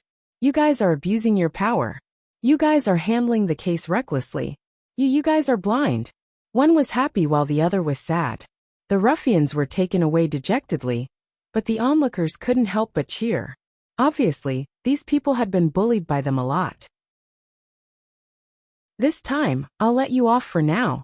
The valiant and formidable-looking female constable stood on top of the wall. She glanced in a certain direction and leaped down lightly. A constable trotted over with a fawning look on his face. "Boss, they've all been brought back." Outside the prefectural city, at a tea stall by the roadside, with Lu Rui grabbing onto his shoulder and flying over countless walls, Li finally witnessed what it meant to be able to leap onto roofs and vault over walls. He was a little afraid of heights, so he still had a lingering fear. When he finally got out of the city and sat down to calm himself down, the familiar voice of the man surnamed Fong came from the side. "Son-in-law, why did those ruffians come for you?" Even now, the man surnamed Fong was still curious about this matter. Generally speaking, if one was targeted by those ruffians, it was either because they were rich or because they were colored. These two. If those ruffians liked men, then what happened just now would be easy to explain. Although the young master didn't have much money, even the man surnamed Fong couldn't deny that in the eyes of those with special hobbies, the young master was probably a rare beauty. "What's so strange about that? They wanted to rob me." Li glanced at the man surnamed Fong and said, "Haha." The man surnamed Fong and the others were stunned at first, but then they laughed honestly. Their faces clearly showed that they didn't believe him at all. Those ruffians also had proper business to do. So many people were gathered there just to rob a few copper coins? They had never seen such idle ruffians. It seemed like it was really because of the second reason. The man surnamed Fong thought in his heart with absolute certainty. This time, even Lu Rui looked at Li Yi with a slightly mocking expression. This obvious expression of disbelief dealt a huge blow to Li Yi's self-esteem. Lu Rui was fine, but Li Yi was already used to it. Even these ruffians dared to look down on him. Why would he tell them that he had earned 10 taels of silver with a wave of his hand? He took out the silver ingot and slammed it on the table. He ignored the shocked gazes of the man surnamed Fong and the others and continued to drink his tea. 10 taels of silver was undoubtedly an astronomical figure to the people present. If they were frugal, their families wouldn't have to worry about food and clothing for the next few years. They worked hard to herd the horses for a month, but their wages were only about 100 copper coins. The silver ingot in front of them was more than 100 times their wages. Even Lu Rui's pretty face finally lit up. She looked at Li Yi again. After a long time, the man surnamed Fong swallowed a mouthful of saliva and raised his head to look at Li Yi as he asked, "Young, "Young master, this silver, could it be that you stole it?" Other than this reason, he couldn't believe that Li Yi had managed to earn so much money in such a short period of time. What a bumpkin! Li Yi cast a disdainful glance at the burly man with the surname Fang. He waved the painting tube in his hand and said faintly, "This is the meticulous brushwork fee for painting for people in the city just now." Painting? The man surnamed Fang was stunned. 10 taels of silver for a painting? How was this painting? This was clearly robbery. They thought about how they had worked so hard for a few copper coins. But this person had earned 10 taels of silver in such a short period of time. Everyone felt sad, but when they raised their heads to look at Li Yi, their expressions changed drastically. As expected of a scholar, young master was still the best. Not to mention 10 taels of silver. Even if they were given 1 or 2 taels of silver, their lives in the stockade village would not be so difficult. It was even possible that they could eat meat every few days. Although these people were only boorish men, Li still felt a little proud to be looked at by so many boorish men with such admiring gazes. When people were proud, they would always feel a little inflated. Looking at everyone's admiring gazes, Li felt extremely comfortable. He waved his hand and said in an extremely forthright manner, "Today's tea is on me." The total cost of tea for the few of them was only 5 copper coins. Li Yi took back the silver and happily paid the bill with his private stash. Suddenly he felt something. When he turned his head, he realized that Lu Rui was looking at him strangely.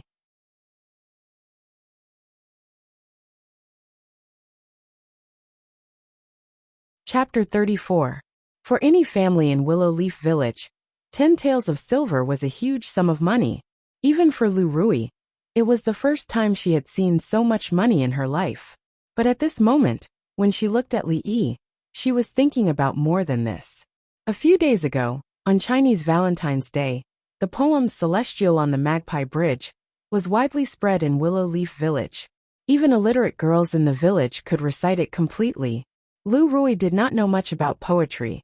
When she heard Li Yi's poem from Xiaohuan's mouth, she only found it to be catchy. It sounded rather interesting. Especially the last sentence. "If love lasts forever, why stay together day and night?" It seemed to make some sense.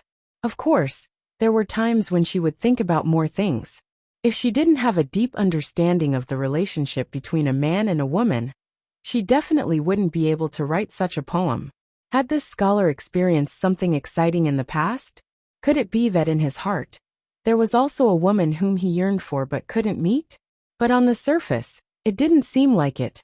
Thinking of his lazy, greedy face, and his stealing second aunt's chicken, it was hard to imagine what a powerful poem such a person could write. However, she could only think about it in her heart, and it was not appropriate to ask him. As for deeper things, such as whether a poem was good or bad, or how good it was, she had no concept of these things in her heart. Poetry was something that scholars played with. She could grab any scholar off the street, and he or she would probably be able to come up with something similar. But after seeing some things with her own eyes, she realized that things didn't seem to be like this. Just now, when she was buying some women's daily necessities on the street, she happened to overhear 2 women talking about a poem called Immortals of the Magpie Bridge. The content was exactly the same as the one she had heard before. Later on, when they talked about the author of the poem, both of them expressed their admiration for the gifted scholar named Li Yi. Until now, the talented scholar they were talking about gradually overlapped with the lazy figure in Lu Rui's mind. After that, she paid more attention and heard more information. For example, this poem came from a poetry meeting on the night of the Double Seventh Festival. It was said that someone picked up a prayer lantern on a pleasure boat. This poem, which caused an uproar among the Literati of Anqing Prefecture, was written on this prayer lantern. Regardless of whether it was true or not, this rumor undoubtedly added a layer of mystery to the entire matter. However, this was a legendary story that most people only talked about after a meal. There were still a few people who did not doubt its authenticity. Lu Rui was one of them. She saw Xiaohuan's prayer lantern fly with her own eyes. At that time, No one in Willow Village would have thought that the ordinary poem written on the lantern would cause such a stir in a certain place. It was said that the champion of the Qixi Poetry Festival, a famous scholar from Qing'an Prefecture, had seen the poem, The Immortal of the Magpie Bridge. He tore his own poem into pieces and said, "I will never write another Qixi Poetry Festival again in this life." This shocked everyone, and it added fuel to the fire of the whole matter. After the poetry meeting, a special person compiled the Double Seventh Festival Poetry Anthology. This poem, Flying Poem from Beyond the Heavens, was ranked first. Just like that, a scholar named Li Yi was known by the literati of Qing'an Prefecture, singers, actors, and many women who admired this poem. Those who were chosen to compile the poetry anthology were naturally not ordinary people. At the very least, they were talented enough to convince everyone. Since ancient times, there has been no first place in literature. In the past, there would always be a debate about the order of the poems chosen. But this time, no one had a different opinion about this celestial on the Magpie Bridge being ranked first. At the same time, the gifted scholar called Li Yi had captured the hearts of countless young ladies with his words. If the feelings between the two were to last for a long time, why would they stay together day and night? Of course, it wasn't just those young ladies. Some of the women who had truly experienced the twists and turns of their relationships were probably even more affected by these words. Even though his origin was still a mystery, it did not affect the admiration of the women. Even Li Yi himself did not know about this. Of course, Lu Rui knew about this. Thinking of the intoxicated expressions on the two women's faces as they talked, Lu Rui could not imagine how they would react if they knew that the peerless scholar they admired was this guy in front of her. Of course, she would never have imagined that the poem he had casually composed would be so good. Of all the scholars in Qing'an Fu, not a single one could compare. Lu Rui did not know much about scholars. Even now, she still could not accept that the person she had casually snatched was so good. At this moment, she pushed these thoughts aside and lowered her head to see the paper tube that Li Yi had placed on the table. She reached out to take it. Beside her, Li Yi raised his head and saw that Lu Rui was preparing to open the painting. His heart suddenly jumped, and he hurriedly ran over, reaching out to snatch it. If she saw that he had drawn her, who knew what she would think?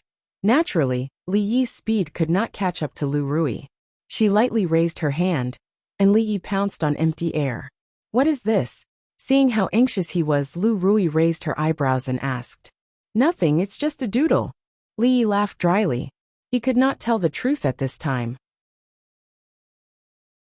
If she thought that he had feelings for her brother-in-law falling in love with his sister-in-law, tsk, it sounded quite exciting.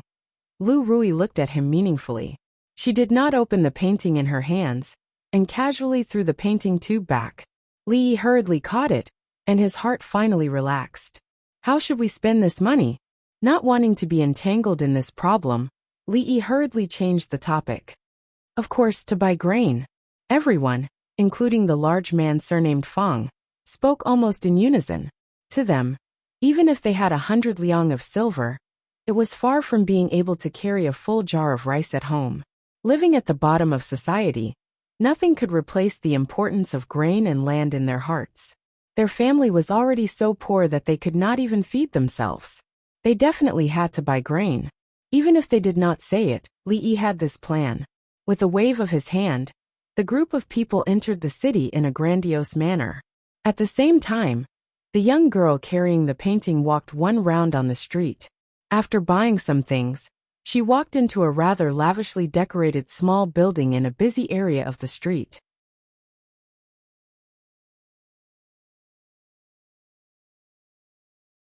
Chapter 35. Entering through the door. What came into view was an extremely spacious hall. Many coquettishly dressed women swayed their waists as they shuttled through the hall. Occasionally, they would conveniently lie into the arms of a guest, and the man's hands would immediately become unruly.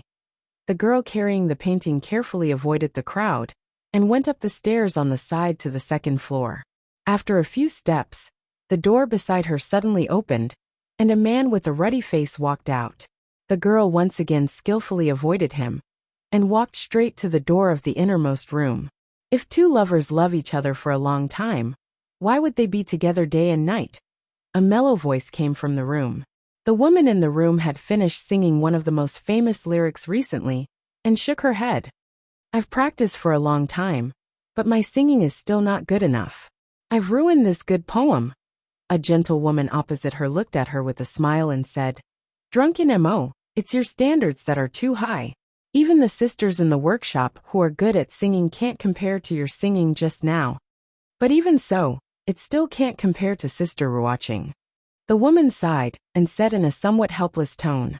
The gentle woman only smiled when she heard this, and did not speak. At this moment, the door was gently pushed open, and a young servant girl came in from outside with the painting. Miss, the painting is back. The young servant girl walked to the two of them, and first handed the painting in her hand to the woman who had just sung, and then bowed to the gentle woman. She said softly, Greetings, Miss Wan. Long time no see. Xiao Chui has become more and more beautiful, the gentle woman said with a smile. The young servant girl blushed slightly, and at this moment, the woman had already opened the painting. After looking over, she let out a sound of surprise. Who is she? The woman looked at the unfamiliar woman in the painting, and asked with a puzzled expression. The person in the painting was also an extremely beautiful woman. She had an exquisite figure, and wore a white tight robe. Her arms were crossed in front of her chest, and she was full of heroic spirit. At a glance, the woman in the painting seemed to be walking out of the paper, and it was extremely lifelike. This painting. In the next moment, the woman had already forgotten that the person in the painting wasn't her. She was completely amazed by the painting. As the leading artist of the Jade's Courtyard, she was very proficient in reading, writing, poetry, and painting. She was especially proficient in painting. This painting was exquisite, but there was nothing outstanding about it. However, she had never seen such a new form. There was no need for exquisite brushwork to be able to depict the characters so vividly. Not only were they lifelike, but the feeling of them leaping out of the paper was enough to amaze anyone who saw them. At this moment, the servant girl also saw the woman in the painting and couldn't help but cry out in alarm. Then, she said with a bitter expression, Miss, I seem to have taken the wrong painting. I'll immediately exchange it. At this moment, she was feeling a little regretful. If she had known this would happen, she would have listened to the scholar's words and opened it to take a look. She wouldn't have made such a mistake. Wait a moment. When the woman heard this, she shook her head and thought for a moment. Then she said, Leave this painting here. When you go to get the painting, tell the painter that we've bought this painting, and ask him to paint another one. When the servant girl heard this, she nodded and walked out of the room. After leaving the room, she remembered that the scholar had already closed the stall early today. If she wanted to get the painting, she would probably have to wait until tomorrow. Xiao Chui, you really are an idiot. After cursing a few times in her heart, the servant girl pouted and went downstairs dejectedly. In the room, the woman's gaze was still on the painting. Her beautiful eyes flashed with surprise from time to time. She was filled with curiosity about this painting technique that she had never seen before. When the gentle woman beside her saw her like this, she also looked over curiously. When she saw who the woman in the painting was, she couldn't help but let out a soft cry of surprise. This painting is so strange. It's clearly on the paper, but the woman in the painting looks like she's about to walk out. The woman nodded and said, This must be a new technique. I don't know who thought of it, but this person's attainments in painting likely far surpass mine. At this point, a look of reverence appeared on her face. She thought that she had to get to know this painting master. At the same time, her gaze moved down. When she saw where the name should have been, her expression suddenly changed, and a hint of anger appeared on her face. She scolded, Which family's naughty child is this? How dare he randomly scribble on this painting? Li, don't let me see you. After finally recognizing the name, the anger on the woman's pretty face became even more intense. In her heart, the naughty child, named Li, had probably been spanked until his butt bloomed. At this moment, the woman did not notice that after hearing the name Li, The gentlewoman beside her was stunned for a moment. Then, she hurriedly looked at the lower left corner of the painting. When she saw the crooked handwriting that looked like the handwriting of a child who had just learned to write, a deep joy suddenly appeared on her beautiful face.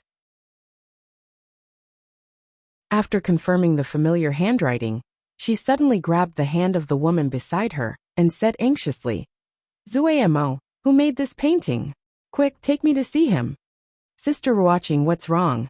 The woman named Zuemo had never seen the gentlewoman show such an expression. After being stunned for a moment, she asked with a face full of surprise. The burly man surnamed Fong, and the others each carried 2 stone of grain on their shoulders, as they strode out of a grain shop in Qing Prefecture. The shop assistant at the door stared with wide eyes, as he watched these burly men easily carry 2 bags of rice on their shoulders, and stride like the wind. He could not help but swallow a mouthful of saliva. It was not that there were no people who bought so much grain at once. It was not that he was surprised by this.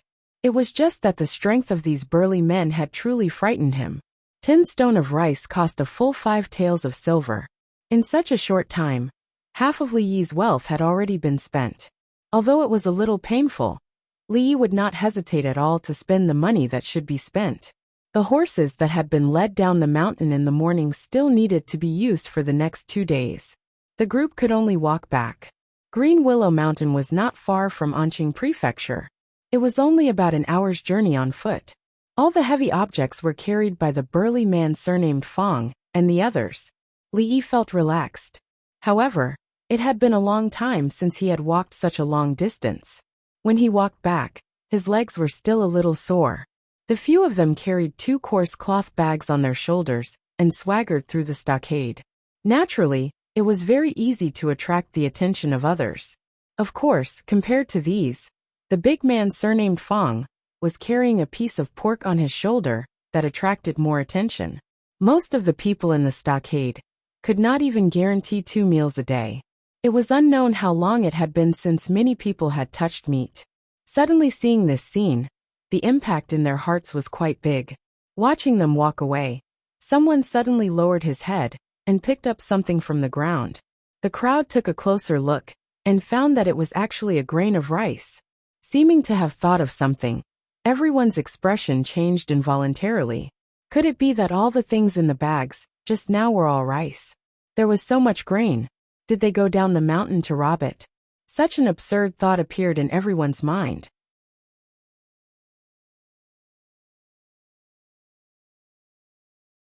Chapter 36. For most of the families in the stockade village, there was never more than 1 bucket of rice in the rice jar at home. Their daily meals were mainly rice bran mixed with wild vegetables. The Lu family's life was slightly more prosperous, but it was at the level where they could only drink porridge. If the burly man surnamed Fong and the others were carrying rice on their shoulders, this idea was too extravagant, and they didn't even dare to think about it. It should be known that all the families in the entire Willow Leaf village combined might not even be able to gather 1 stone of rice, but those people had at least 10 stone, right? Under everyone's suspicious and shocked gazes, the burly man surnamed Fong and the others walked through the stockade village with their heads held high. When they looked at the direct descendants of the Lu family, who usually didn't get along with them, their faces were full of undisguised pride and arrogance. In this day and age, being able to fill one's stomach gave one the right to be arrogant.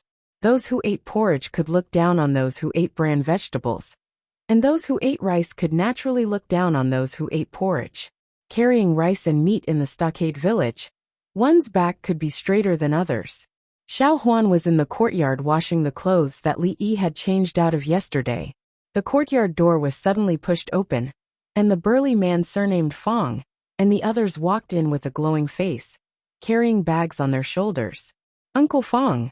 Seeing Li Yi and Lu Rui behind the burly man surnamed Fong and the others, the young servant girl hurriedly stood up from the stool. "Young master, where should we put the food?" Walking into the courtyard, the burly man surnamed Fong shouted at the top of his voice. Li Yi pointed in the direction of the kitchen and said, "Move it all there. Leave half of the meat and 2 stone of the food. Everyone can take the rest and divide it." The burly man surnamed Fong was stunned at first, as if he couldn't believe his ears. Then he hurriedly said, "Young master, you can't we?"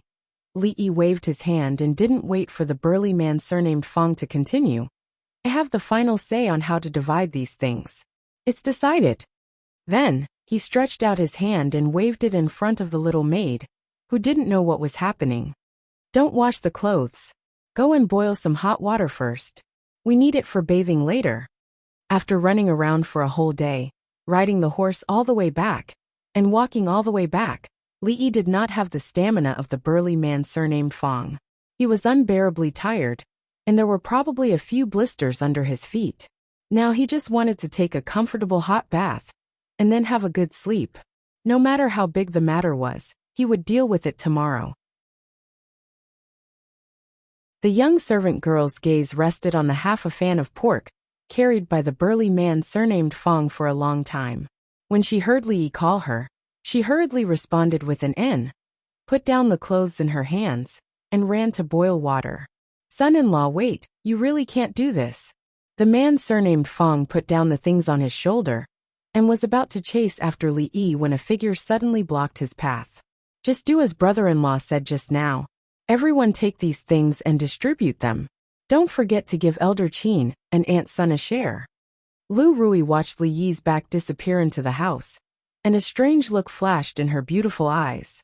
Then, she turned to speak to the burly man surnamed Fong and the others. "Second Miss Wei." The burly man surnamed Fong and the others looked at her with complicated gazes, but they didn't say anything for a long time. In today's times, a few buckets of food could feed a family. The food that was distributed was enough for them to not have to worry about food for a few months. "All right, I know that everyone's days are not easy. We're all family, so there's no need to be so polite." A rare smile appeared on Lu Rui's usually cold face. After a long time, the burly man surnamed Fong turned around and saw that the few people behind him were still looking in the direction that Lu Rui disappeared with grateful eyes. He smiled honestly and punched the shoulder of the person beside him. He pointed to the kitchen and said, "What are you waiting for? Move the things in first."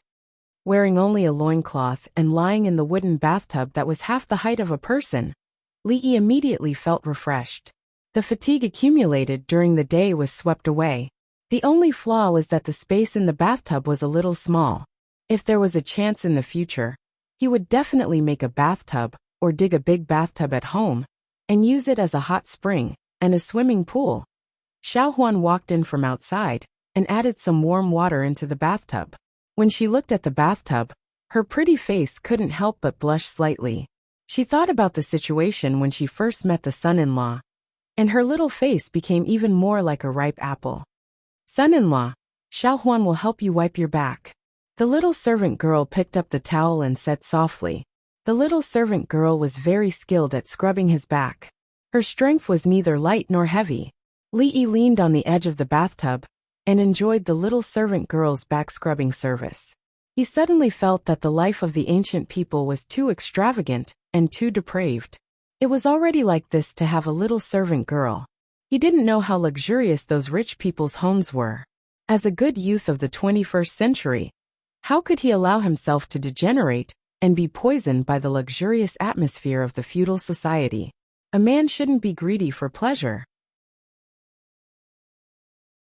Thinking like this, he opened his mouth and said to Xiao Huan, "A little to the left, a little to the left." Yes, there. After a long day of hard work, the happiest thing was to have a comfortable hot bath under the service of a beautiful servant girl, and then have a good night's sleep. It was a dreamless night of sleep until the next morning. Of course, if a beautiful servant girl could serve him in bed, it would be even better. He didn't think about having a servant girl serve him in bed. A 15 or 16-year-old girl was still underage in the future. Li Yi wasn't that beastly. Towards this adorably silly servant girl, Li Yi had never thought in that direction.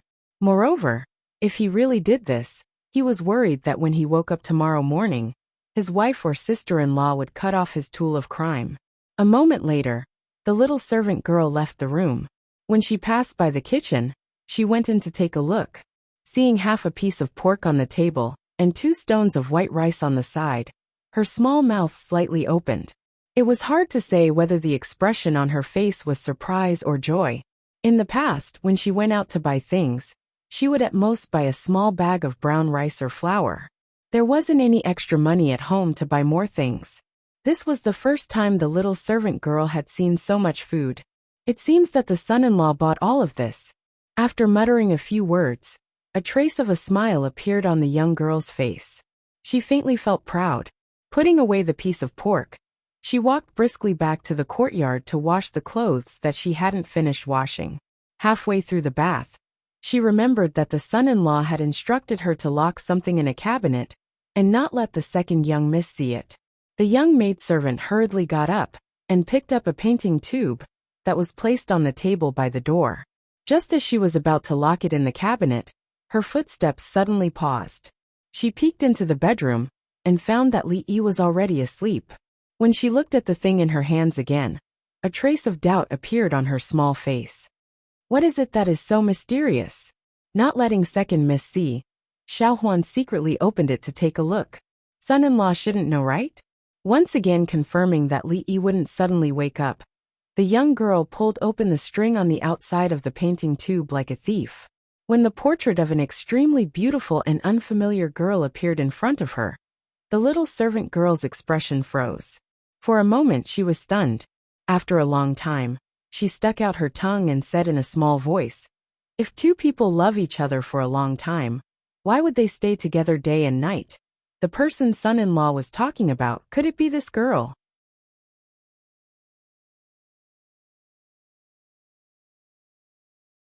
Chapter 37. The maidservant named Xiao Huan would sometimes think about what kind of life the son-in-law led before he came up the mountain, who was in his family, whether he was married, whether he had a girl in his heart later. As they lived together for a long time, she gradually understood some things. Some of the information that Li Yi unintentionally revealed made the maidservant dispel some of her assumptions, but she was not so sure about most things. As early as the night of Chinese Valentine's Day, when Li Yi became very strange, the maidservant already had some guesses in her heart. If two people love each other for a long time, why would they stay together day and night? She had pestered Sister Qin, the only one in the village who had read books, to explain the meaning of these two sentences to her.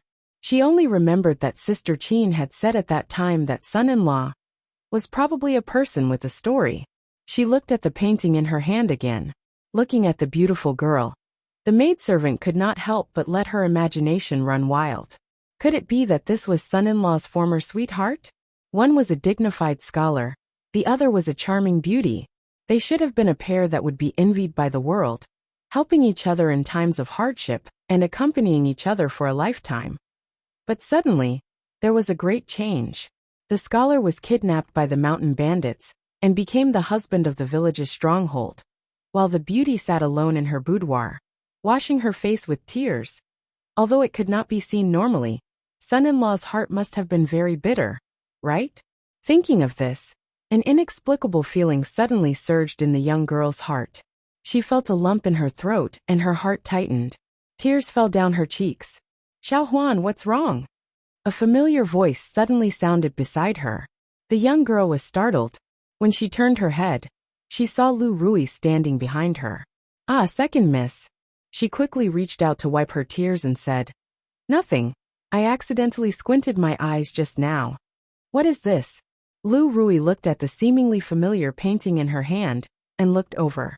A nap solved 1,000 worries. When Li Yi woke up the next day, it was almost lunchtime. Of course, he didn't have time to teach the naughty children, and no one paid him a salary.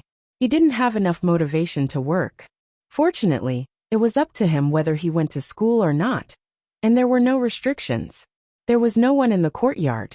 Lu Rui should have gone out to practice. As for Lu Rui, Li hadn't seen her since yesterday. He was used to her occasional disappearances. Xiao Huan was cooking in the kitchen. It was not appropriate for a man to wander around the kitchen all the time.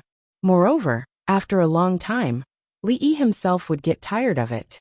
As early as half a month ago, he had begun to consciously teach Xiao Huan some things about cooking.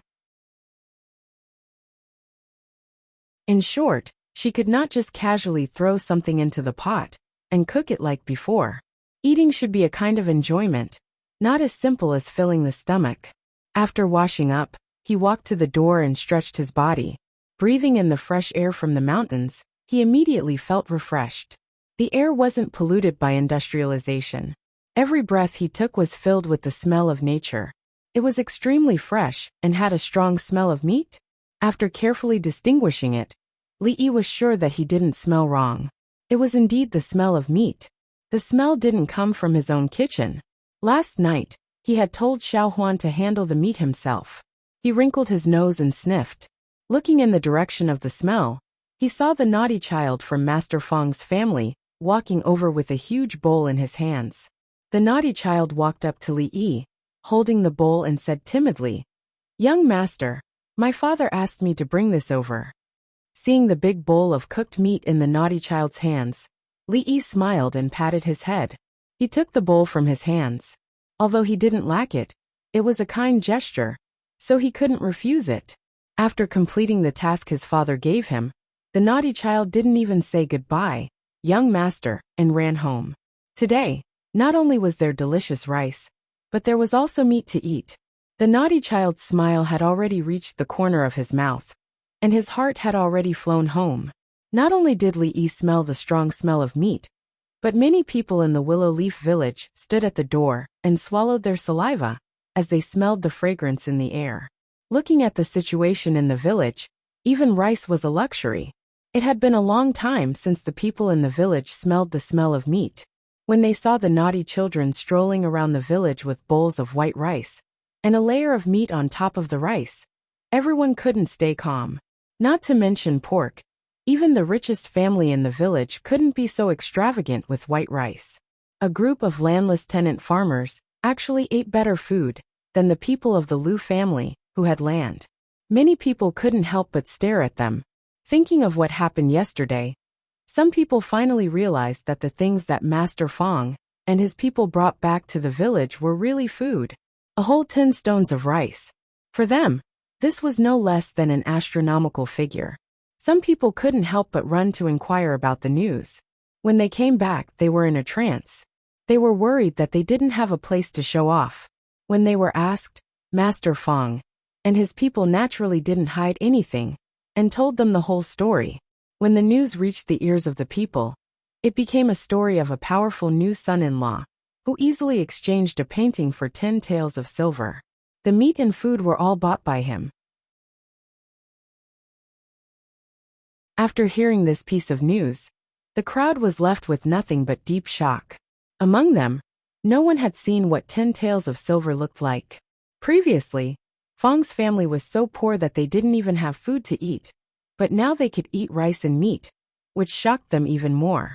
At this time, the ones who regretted the most were the women who paid Li Yi to paint on the Chinese Valentine's Day. When they thought that the sky lamp they released was worth 10 taels of silver, their hearts were bleeding. Using 10 taels of silver to release the sky lamp was probably the most extravagant thing they had ever done in their lives. As for those who were originally from families similar to Master Fang and his people, they could only watch the people eat meat. They were filled with regret. They secretly regretted why they didn't stand on the side of Lu Rui and Lu Rui when everyone joined forces to attack the direct line of descent. Of course, there were also people who secretly thought that they should go down the mountain and kidnap a scholar. They wouldn't let him do anything and just lock him in his room to paint every day. But it was just a thought.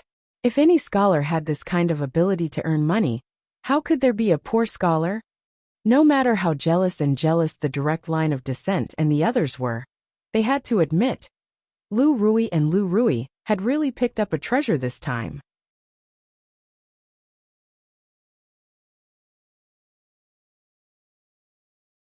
Chapter 38. Li Yi did not know that he had become a treasure in some people's hearts. At this moment, he was taking inventory of the things he bought when he went down the mountain. Other than grain, meat, and some common vegetable seeds, he also bought a lot of seasonings that were used in cooking. He originally thought that the ancient people would be far inferior to the modern people in this aspect, but what Li Yi did not expect was that the seasonings of this era were actually more than what he had seen in the modern world. He was dazzled by the variety, and simply bought a little of everything. After buying a lot of things, he spent more than half of the 10 taels of silver. There was still about 3 taels of silver left, but Li Yi did not spend it immediately. He kept some money for emergencies. When it was time to eat breakfast, Rui had not returned yet. When Li Yi asked Xiao Huan about it, the reply he received was that the young miss was often like this, and the servant girl was already used to it. As for Lu Rui, Li Yi did not have much to worry about. To be able to shatter a solid wooden table with one palm, she was indeed a hero among heroes. Under normal circumstances, she would not encounter any danger. It was just that disappearing without a sound was not a good habit. Li Yi shook his head and no longer thought about this matter. He took out the hawthorns he bought yesterday and walked into the kitchen. Xiao Huan was washing the dishes in the kitchen. When she saw Li Yi walk in, she poured the leftover frosting from the Qiao Qiao festival into the pot. After adding a little water, she used a small fire to slowly boil it. After instructing the servant girl to watch the fire and not burn the syrup, Li Yi cleaned the hawthorns and used a knife to carefully cut them in half. He took out the seeds and polished the bamboo skewers that he had prepared beforehand and placed them to one side. The servant girl sat in front of the stove, her large eyes occasionally glancing in his direction. Son-in-law looks like he is going to make something delicious again, the servant girl thought, and began to look forward to the delicious food she was about to eat. What Li Yi planned to make today was candied hawthorns. There were no candied hawthorns in this world, but in his original world, it was one of the most popular snacks for thousands of years. Although there were great changes in the types of candied hawthorns in modern times, whether it was the careful selection of the raw materials, the exquisite packaging, or the substitution of other fruits, the taste of candied hawthorns was constantly changing. However, there was a kind of sourness with a hint of sweetness, and a lingering fragrance in the mouth that could never be replaced. When Li Yi was young in his hometown in the countryside, what he most looked forward to seeing was the peddler, who carried a swollen wooden stick filled with candied hawthorns. He would spend a few cents to buy a stick of candied hawthorns, and would lick it for half a day. Later, when he grew up, he did not eat it again. Now that he came to this world, he missed that familiar taste. When these memories that belonged to him appeared in this world, his heart would also receive some comfort. Not long after, when the sugar in the pot was almost cooked, Li Yi skewered the hawthorns on the bamboo skewers and rolled them in the pot. The surface of the fruit was covered with a layer of crystal-clear sugar coating. After taking it out of the pot, the sugar quickly condensed, and the world's first stick of candied hawthorns was out of the pot. In less than a quarter of an hour, Li Yi and Xiao Huan were squatting at the door, each holding 2 skewers of candied haws in their hands. They took a bite, and after a crisp sound, there was a sweet and sour taste in their mouths. This was the first time the servant girl ate candied hawthorns. She did not eat them in one bite like Li Yi, but first stuck out her little tongue to lick the sugar coating. Even her heart was filled with sweetness, and her eyes curved into beautiful crescent moons. This scene was obviously very tempting. After a glance, Li Yi did not dare to look anymore. A young girl's unintentional action could almost make people lose control. What would happen when she grew up? Facing the 3 beauties at home all day, she could still maintain her chastity. Li Yi felt that even if Lu Xiaohui was reborn, he would not be able to do this. What is this? After finishing the 2 sticks of candied hawthorns in a few bites, a voice suddenly came from behind. Turning his head, he saw Lu Rui walking over with a stick of candied hawthorns in her hand. There was only half of the hawthorns left on the top. It was obvious that she had taken a bite. Oh, that is used to poison rats. There is arsenic in the icing. You must not eat it. Flicking away the remaining sugar residue at the corner of Lu Rui's mouth, Li Yi said with a straight face. As soon as he finished speaking, Lu Rui's expression changed and her pretty face immediately turned pale. Young master, one of the candied hawthorns is missing. At this moment, the young servant girl walked over with 2 sticks of candied hawthorns in her hand, and said with some confusion. Lu Rui turned her head and saw the thing in Xiao Huan's hand. There was still a bit of sugar coating at the corner of her mouth. When she turned back to look at Li Yi, her pretty face turned cold, and her hand was already on the hilt of the sword at her waist. Li Yi raised his eyebrows. He was so used to teasing Xiao Huan that he did not realize that it was the witch Lu Rui just now. He stood up abruptly and strode out of the door. I remember now, we still have to go to school today. The young servant girl was stunned when she heard that. She said, Young master, have you forgotten? The school is closed today, you don't have to go. Ahem ahem. Little Huan, you remembered wrongly. Li Yi coughed dryly as he quickened his pace. His casual joke had clearly frightened Lu Rui. If she were to fly into a rage out of humiliation, he would not be able to withstand it with his puny body. Bang!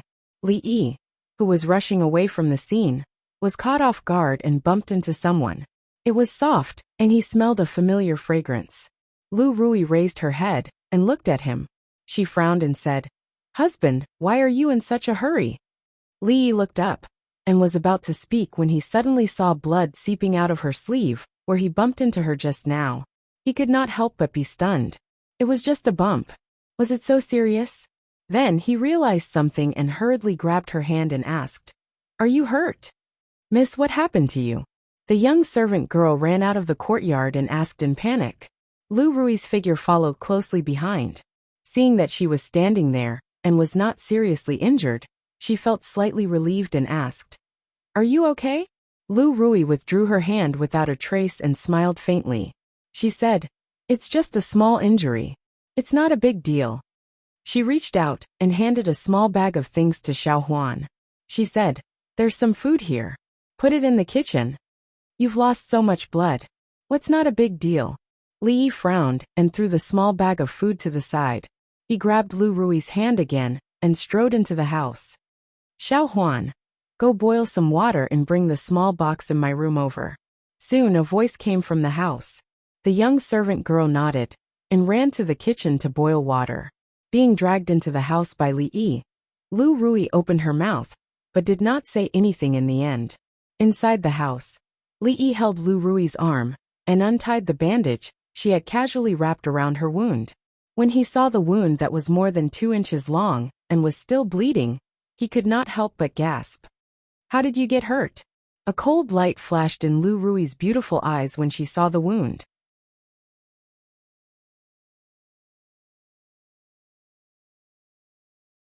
Chapter 39. At this moment, the most important thing was not how Lu Rui got injured, but how to treat the wound. In ancient times there were no antibiotics. If the wound got infected and the condition worsened, there was no way to treat it. One could only lie down and wait for death. Without any awareness of disinfection, the number of people who died from infected wounds every year was uncountable. She did not know where this cloth was found. Although it looked clean, it was definitely full of bacteria. The wound had never been disinfected. This was a matter of life and death. Was there a need to be so careless? Son-in-law, the water is ready. Not long after, a maidservant ran in with a clean copper basin. The conditions were too harsh, and there was no condition to use alcohol or iodophor to disinfect. He mixed some salt water according to the ratio, and asked the maid to throw a clean towel into the pot to boil. After dipping it in the salt water, he carefully cleaned Lu Rui's wound. The effect of salt water was not as good as alcohol, but it was better than nothing. Fortunately, the wound was not deep. Otherwise, the wound would have to be sutured before the medicine could be applied. There was no medical bandage, so he could only use gauze that had been boiled in boiling water as a substitute. The last time when Xiao Huan cut her hand, Li Yi prepared some, and it came in handy this time. From the beginning to the end, Lu Rui just watched quietly and did not say a word. As a martial artist, there were countless bumps and bruises in daily life. However, their physique was far better than ordinary people. Even if it was a knife wound, it could heal quickly. She did not take such a small injury to heart.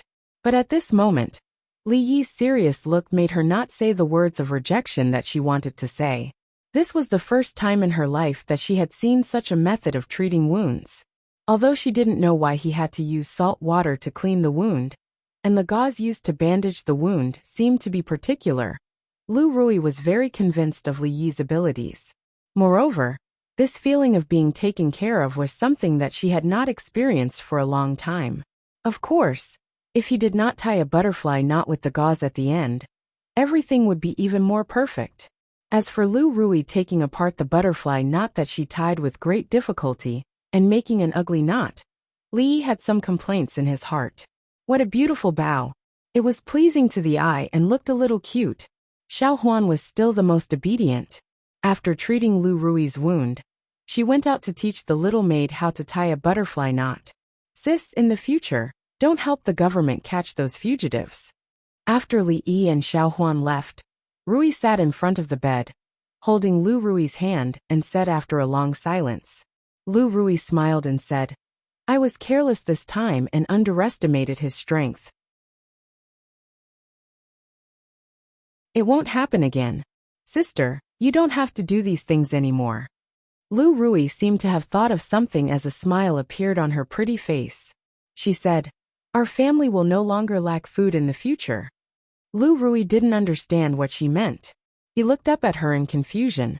Do you still remember the immortal magpie bridge? Lu Rui's face showed a rare hint of teasing as she said, Sister, you have a good husband. As the young girl spoke in a low voice, Lu Rui's pretty face finally showed a surprised expression. The Qishi poetry champion. 10 taels of silver for a painting.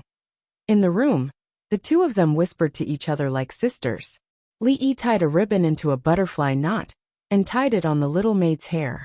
The young girl lowered her head and fiddled with the corner of her clothes, her pretty face blushing. Reality proved that Li Yi's worries were completely unnecessary. The speed at which Lu Rui's wound healed far exceeded his expectations. This made him extremely suspicious in his heart. Could it be that her body structure was different from others? Such a long gash could heal without leaving a scar in half a month. Was she still a human? Of course. His relationship with Lu Rui hadn't reached the point where they could study each other's body structure. This kind of strange relationship between husband and wife was probably the only one in the stockade village. Sitting on a rock under the tree in front of the door, a group of naughty children whizzed past him. When they ran past him, they bowed and greeted him, Mr. and then whizzed away. Teaching the naughty children was still a part of Li Yi's daily life.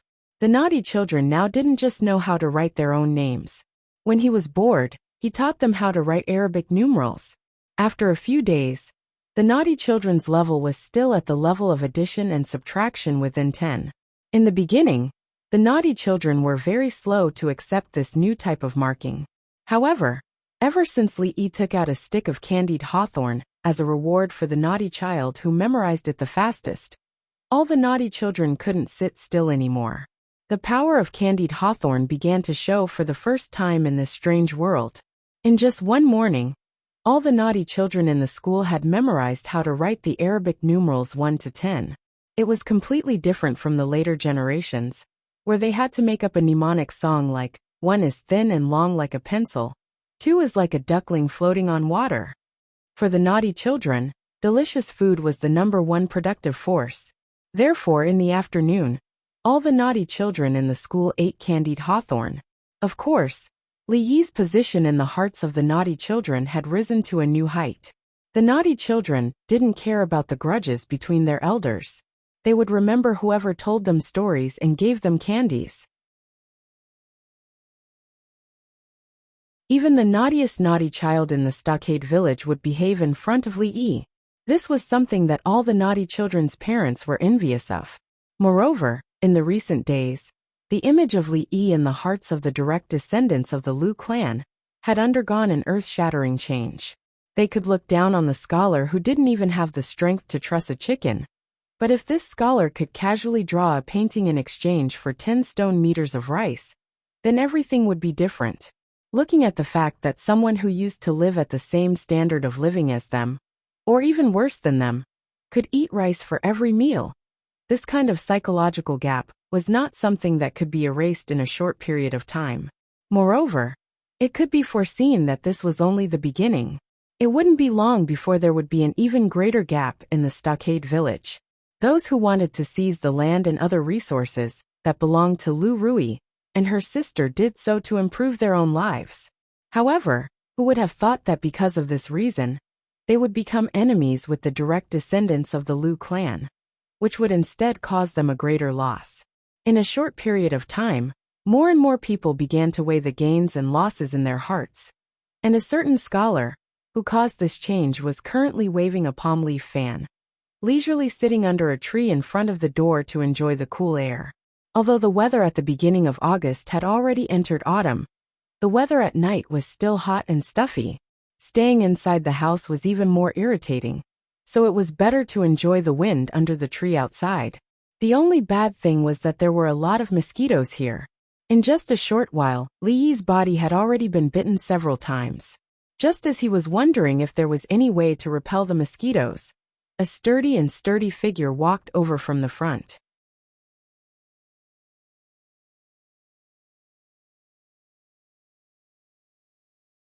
Chapter 40. It had been a long time since Li Yi came to Willow Leaf Village. At first, there was a little unpleasantness between him and the man surnamed Fong. Li Yi suffered a lot when he was caught and thrown on the back of a horse. However, as the two gradually became familiar with each other, the little unpleasantness also disappeared. Old Fong's temperament was very simple and honest. Although he was a little stupid, he was loyal to Lu Rui and her sister. Li Yi liked such a simple and honest person. There were a dozen simple people like the man surnamed Fong in the village. If it were not for these people who had been helping them all these years, Lu Rui and her sister would have been eaten up by those covetous uncles. Whoever was good to his wife and sister-in-law, he would be good to them. This had always been Li Yi's way of doing things.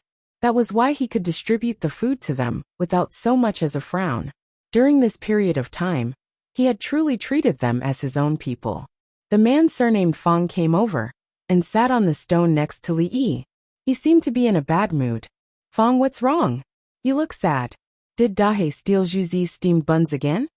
After getting familiar with him, Li Yi also called the man surnamed Fong casually. Zhuzi was the son of the man surnamed Fong, and Dahe was their yellow native dog, a dog that always liked to steal the children's steamed buns. Li Yi had seen countless times that Dahe had a steamed bun in its mouth, and the man surnamed Fong chased it all over the village with a broom in his hand. He swore that he would kill it and eat it with wine when he got back. As a result, the chase between a man and a dog would happen again every few days. It was reasonable to say that the man surnamed Fong should not be worried recently. Because of the food distributed last time, Fong's family temporarily moved from the bottom of the village to a well-off level and walked ahead of most people. At least for a short time, they did not have to worry about food and clothing. This was also what Li Yi found strange. At this time, the burly man surnamed Fong obviously shouldn't be worrying. Could it be that he also encountered those special days of the month? Of course, it could not be ruled out that the couple's life was not harmonious last night, and he was despised by his mother-in-law in the morning. However, looking at Fong's energetic appearance, this possibility should not be high. Sigh. The man with the surname Fong sighed and turned to look at Li Yi. He asked, "Young master, do you think I can only stay with my mother-in-law for the rest of my life?" When he said this, a strong unwillingness appeared on the face of the simple and honest man. At this moment, Li Yi actually saw in his eyes an unyielding resistance to fate. He looked at Fong with some surprise. If he didn't misunderstand, was Fong talking about his life ideals with him? For a long time, Li Yi had thought that Fong was just a salted fish without a dream. Like most people in the village, he had a home that could shelter him from the wind and rain, a wife and a child. He lived an ordinary life for a few decades, and his life passed just like that. Once a salted fish had a dream, he would no longer be a salted fish. He would become a salted fish with a dream. From Fong's eyes, Li Yi could see his dissatisfaction with his current life. Obviously, Fong was different from the other guys who only had bodies but no brains. Could it be that you want to marry a few more concubines? Li Yi looked at Fong and asked in surprise. Fong shivered when he heard this. He looked around and didn't find his mother-in-law's shadow.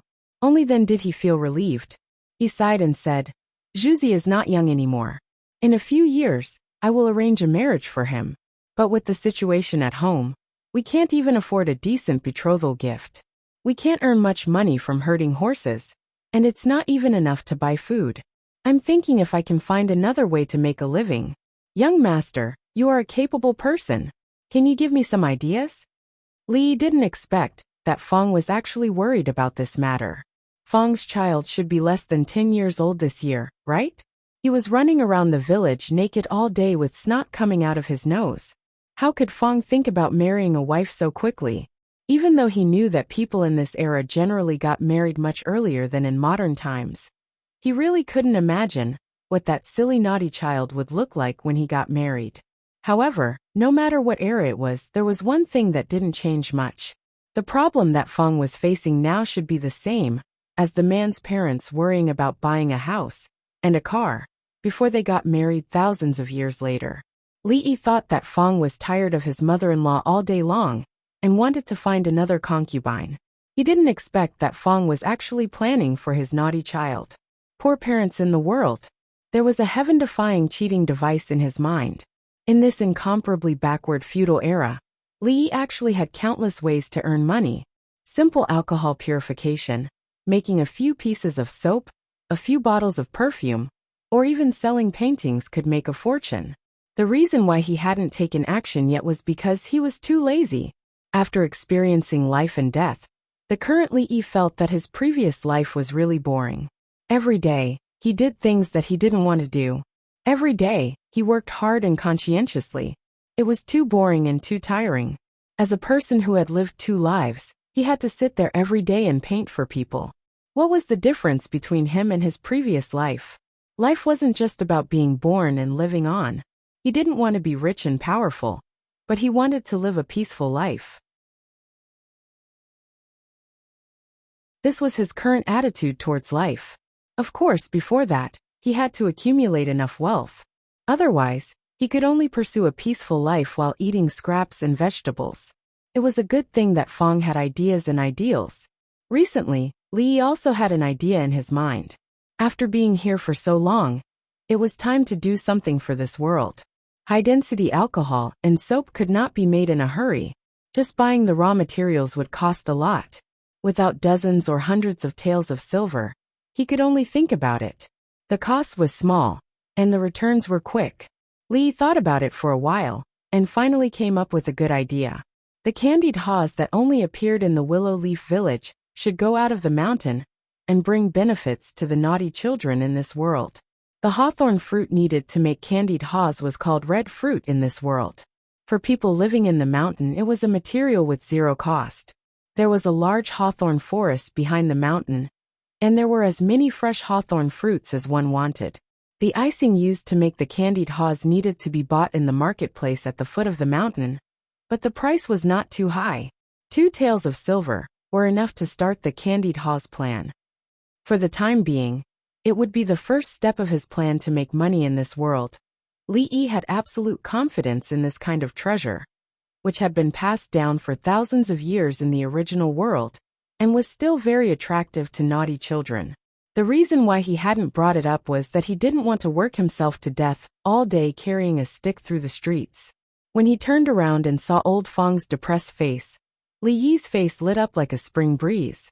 Speaking of this idea, I do have one.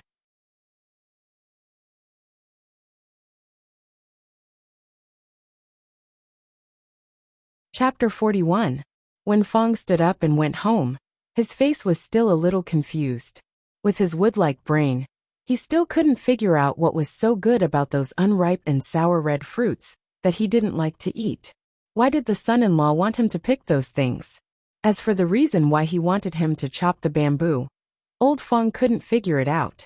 But soon, the confusion and bewilderment on his face disappeared. Thinking about the white rice and pork at home, all of old Fong's doubts were thrown out the window. The son-in-law was very capable. If he followed the son-in-law, he would have meat to eat. His words couldn't be wrong. In the following days, Fong's life began to become busy. Not only Fong, but also the naughty children of the Fong family were ruthlessly deprived of their time to play. They could no longer follow the naughty children in the stockade every day. They followed their father, went to the back mountain in the morning, and came back in the afternoon, often carrying a few bamboo sticks on their shoulders. Occasionally, People would see Fong go down the mountain before dawn every day and return to the stockade at night with a big bag of things on his back. He didn't even let go of the horse. No one knew what he was doing mysteriously. There was no impenetrable wall in the world. In the Willow Leaf Village, no one had any secrets to speak of. Soon, everyone knew that the thing Fong Laosan was playing with was called candied haws. It was a kind of hawthorn fruit that could be put together and sold outside. Hawthorn was not valuable to the people of the Willow Leaf Village. There was a large hawthorn forest in the back mountain, which was the public property of the stockade. However, even if the fruits were ripe every year, no one would pick them. They were sour, and the more they ate, the hungrier they got. If they ate too much, their teeth would fall out. Only those greedy, naughty children would pick a few every year, when the fruits were ripe, to satisfy their cravings. It wasn't that no one had considered selling the hawthorn at the foot of the mountain, but firstly, hawthorn was too common and cheap. Secondly, hawthorn ripened during the busy farming season. If they abandoned their work in the fields and walked these crooked paths instead, they would be ridiculed by everyone in the village. Fong was the object of everyone's ridicule. What was so good about hawthorn fruits? Only the ignorant children in the stockade village were interested in them. There was nothing good to eat or play in Qing, a prefectural city. It would be strange if anyone would spend money to buy these hawthorn fruits.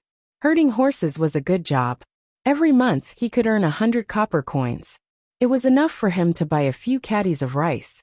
Why didn't he have to resort to such dishonest means? However, they soon realized that Fong Laosan's family did not lack those few caddies of rice. But this did not affect the mockery they felt towards Fong. When everyone didn't have any lofty ideals or ambitions, and just wanted to be a salted fish for the rest of their lives, Fong, a salted fish with dreams, would easily attract the attention of others. We're all salted fish. It's good enough for us to face the yellow soil and face the sky for the rest of our lives. What right do you have to dream? As a result, Fong, the salted fish that wanted to be reborn, quickly became the topic of conversation among the people in the village. Did you guys hear? Fong Laosan seems to be selling some candied haws. Dishonest means. Doesn't he know if he's cut out for it? Sigh. Of course Fong Laosan wouldn't have thought of this idea. I heard that it was Rui's husband who came up with it. Hehe, what does that scholar know? I heard that he invested a lot of money this time. I'll wait and see how he ends up. Arguments like this were not uncommon in the middle level of Willow Leaf Village. Even Li Yi had heard of it. However, he just listened to these gossips and laughed it off. There were many people in the village who wanted to see him make a fool of himself. Sometimes he would sigh in his heart. Lu Rui and her sister seemed to have enemies everywhere in the village. Xiao Huan, on the other hand, was very indignant about some of the words she accidentally heard. Li Yi had seen her pouting and nagging when she came back from outside several times. What do you know? The candied haws made by the son-in-law are very delicious. He will definitely make a lot of money. Then you guys will die of anger. The little maid had been with Lu's sister Rui since she was a child. Naturally, she had been treated coldly by other people of the Lu family. In order not to cause trouble for Miss Rui, she had been wronged outside, and could only endure it when she came back. This situation changed a lot after Li Yi came. Now they didn't have to worry about their livelihood all day long. They could walk with their heads held high outside. The son-in-law was a really powerful person. No one in the village could compare with him. What right did they have to laugh at the son-in-law? What Li Yi didn't expect was that those rumors had no effect on him. But Fong couldn't help it. Son-in-law, will there really be people willing to buy this candied haws? Until now, Fong still had doubts about the feasibility of this matter.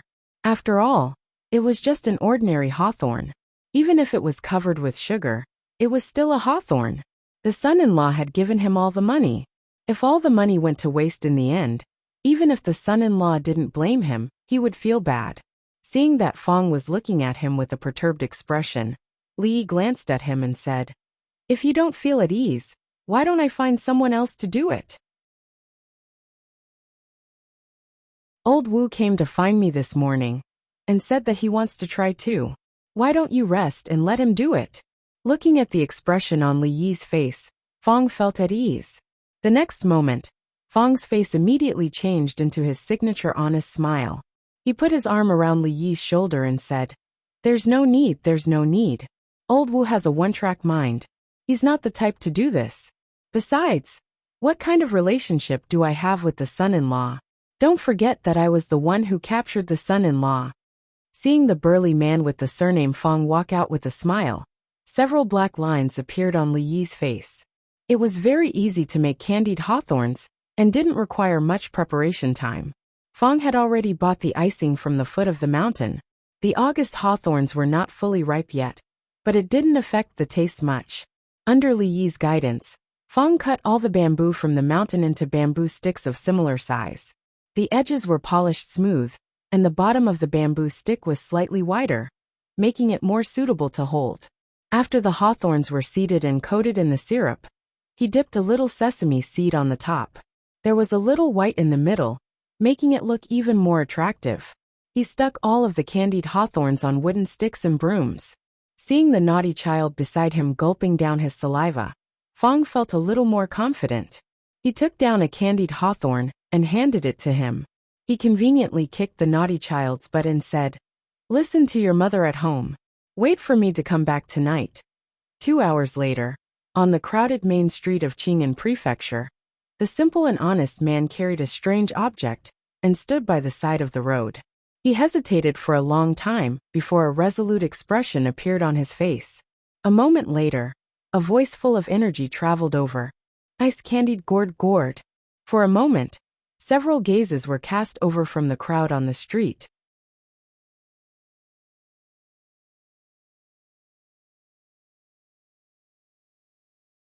Chapter 42. Candied haws. What is that? I don't know, I've never heard of it before. Let's go and take a look.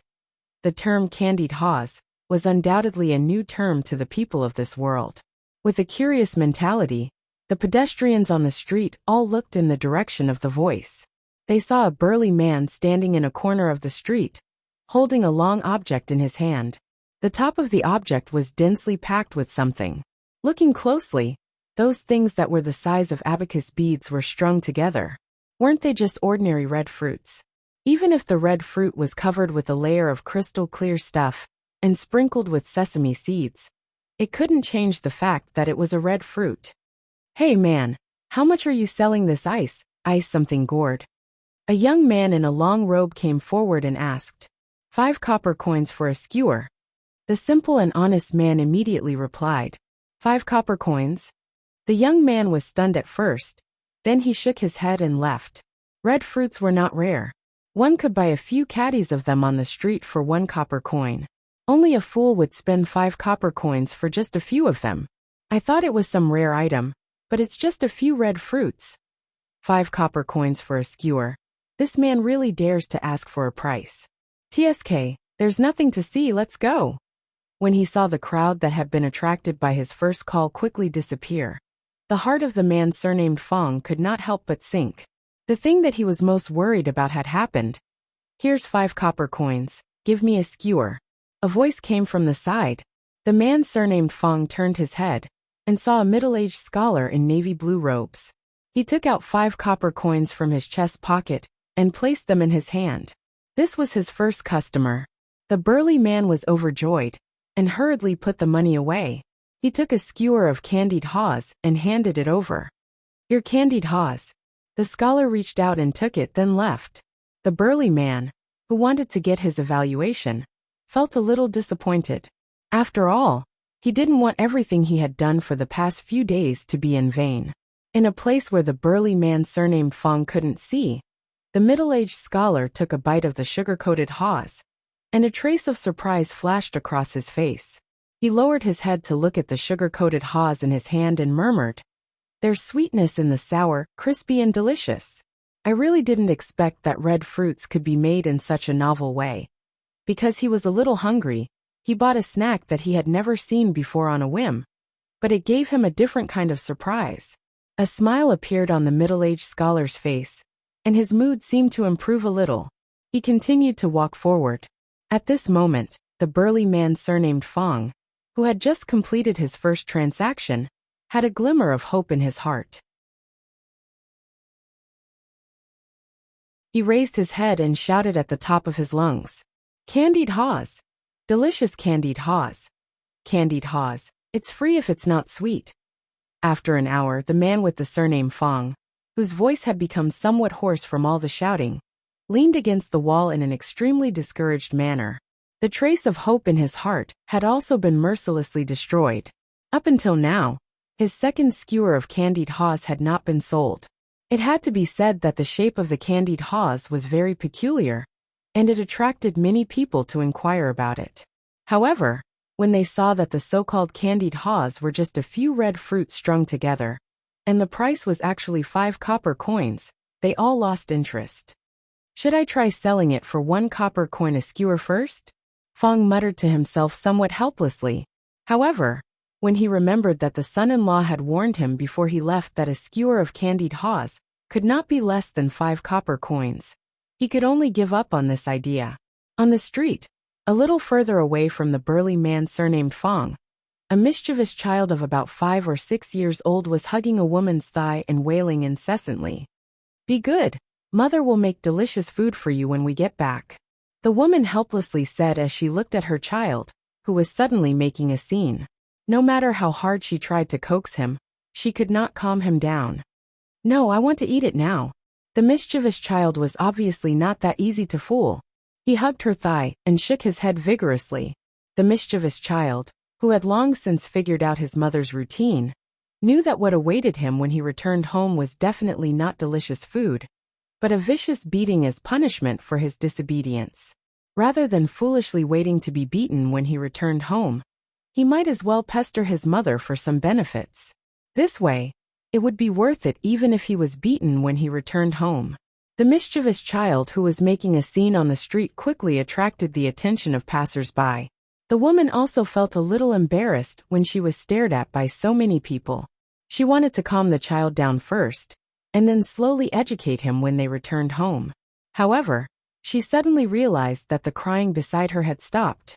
She looked down and discovered that the mischievous child was staring straight ahead. He swallowed his saliva, pointed in the direction of the corner of the street, and said, Mother, I want that. After a moment, the mischievous child, who had tasted his desire, left while licking the candied haws in satisfaction. He was extremely fond of this delicacy, that he had never tasted before. After finishing all of the hawthorns, he licked the sugar off the bamboo stick, but he was reluctant to throw it away. He carefully put it away, and even licked the residue from the corner of his mouth. He was filled with joy, thinking that he would definitely tell a few of his close friends when he returned home. He did not notice that the woman beside him had a rather unpleasant expression on her face. The first thing he would be greeted with when he returned home was a vicious beating. After 2 whole hours, he had only sold 2 candied haws. Fong's heart was already in complete despair. This time, I'm afraid the young master is going to be disappointed. After letting out a long sigh, the man with the surname Fong picked up the stick with the candied haws and prepared to return home. He had only taken a few steps when he suddenly heard a flurry of footsteps behind him. In the next moment, he discovered that he had been surrounded. The people surrounding Fong were a group of mischievous children. The oldest among them was only 10 years old, and they all looked at Fong with excited gazes, the candied haws in his hands. The mischievous child standing at the very front was about 5 or 6 years old. Fong had just met him. He was the one who had taken care of his second business. The mischievous child covered his but with one hand, and the tears on his face had yet to dry. He pointed at the skewers of candied haws and said, This is the one. Whether I lied to you or not, you'll know soon enough. After saying that, the mischievous child stretched out his small hand and revealed the 5 copper coins in his palm. He said loudly, Uncle, I want a skewer of candied haws. Me too. Me too. I want 2 skewers. The mischievous children chattered one after another. Fong looked at the fair and clean little hands that were stretched out, and his expression was a little dazed. On the street, a girl passing by was puzzled as she watched a group of excited naughty kids rushing past her. Each of them was holding a skewer of food and eating deliciously. When she looked ahead, she saw a burly man carrying a strange stick. The strength of the mischievous children could not be underestimated. A small portion of the candied haws disappeared in an instant, and was replaced by a large pile of copper coins in his pocket. "Excuse me, how much is this?" Just as Fong was standing there in a daze, a pleasant voice came from the side. Seeing the incomparably delicate young girl standing next to him, the man with the surname Fong couldn't help but blush. He said, five copper coins. "All right, give me one." The young girl nodded and said with a smile. She took a small bite, and her mouth was instantly filled with a sweet and sour taste. The young girl's beautiful eyes slightly brightened. She took out a small piece of silver from her beautiful pouch and pointed at the remaining candied haws. "I want all of these."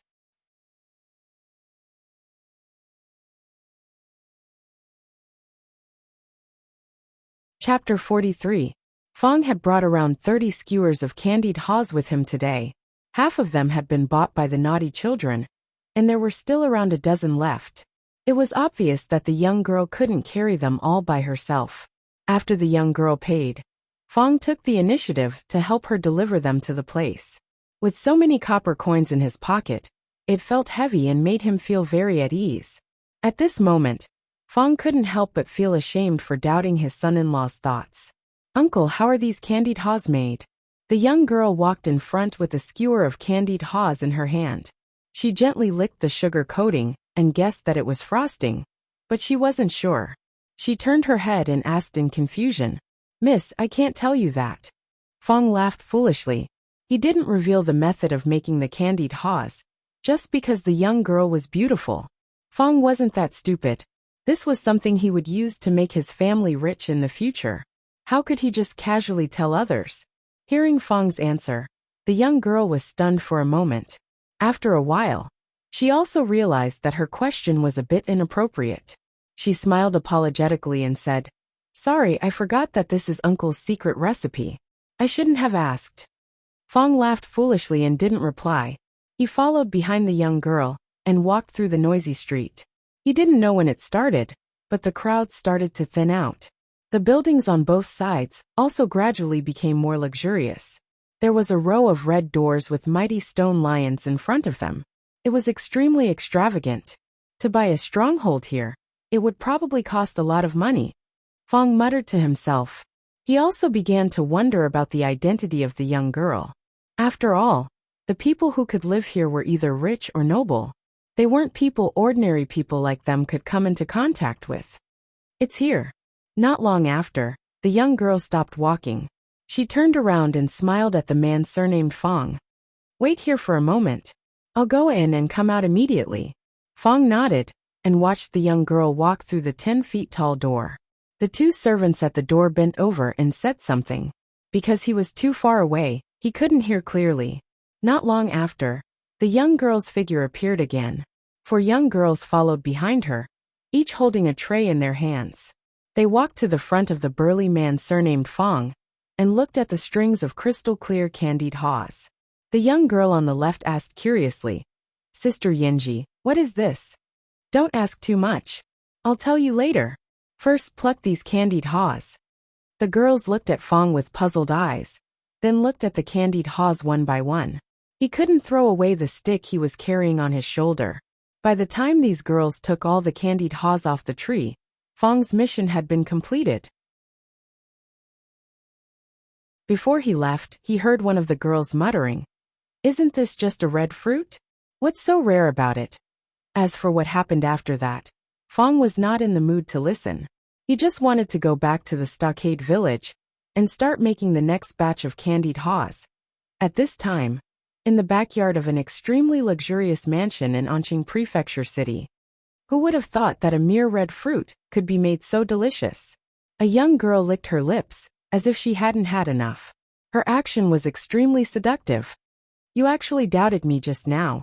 The young girl named Yenji glanced at her and said, "Hee, it's all my fault." "Thank you, Sister Yenji." The young girl shook her arm in a fawning manner and said with a smile, "It's strange. These are just ordinary red fruits. How can there be such a big difference in the taste?" A young girl said doubtfully, "It should be because of the layer of icing on the outside. This candied haw shouldn't be difficult to make. We can try it in the future." The young girl named Yinji thought for a moment and said, although she didn't ask for the method of making it, it wasn't hard to guess. After all, other than the red fruit, there was only a layer of sweetness on the outside of the candied haws.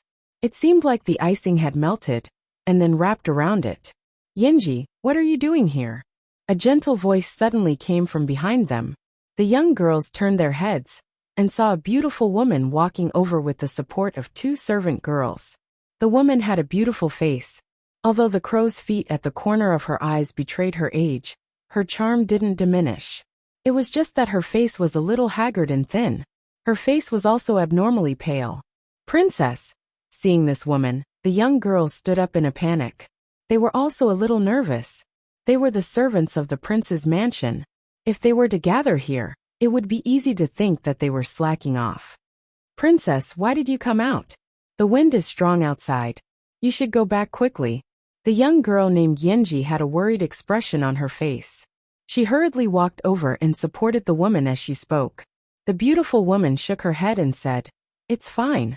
It's so stuffy to stay in the room. It's good to come out for a walk."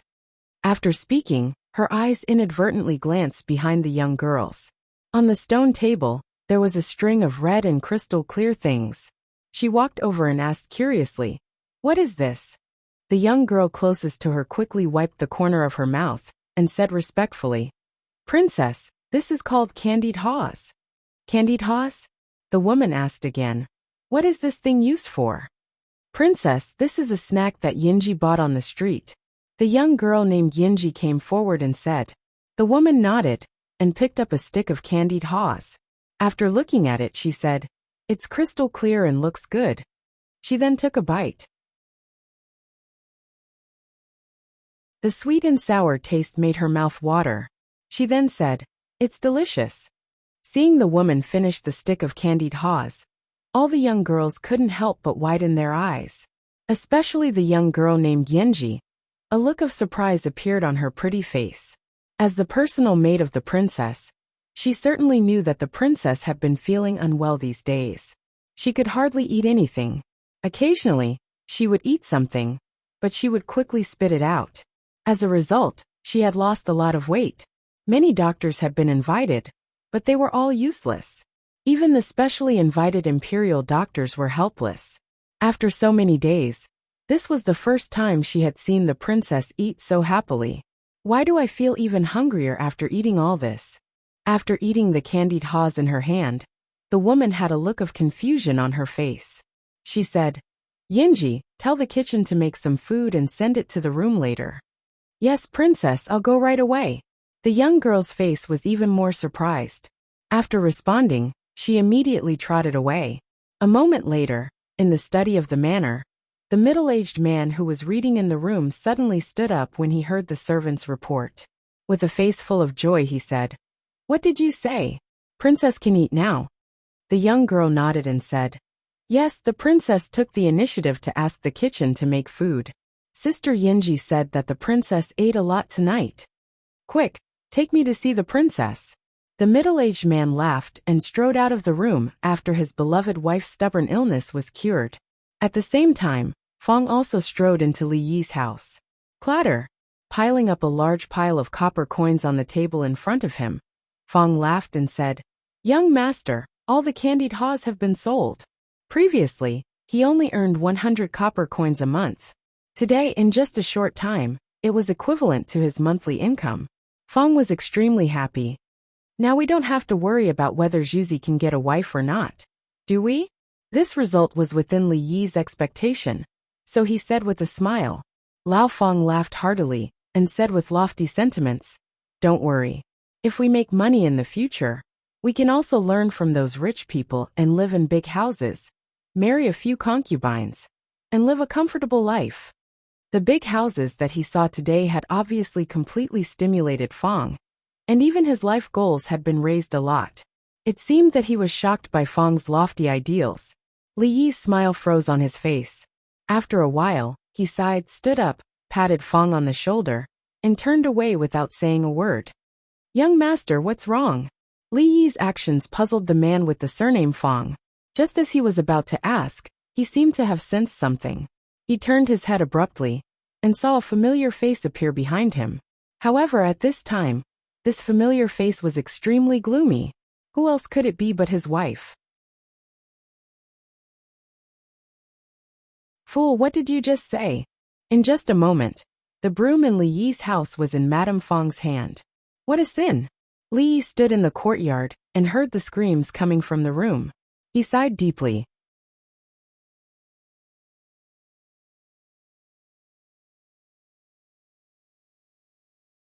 Chapter 44.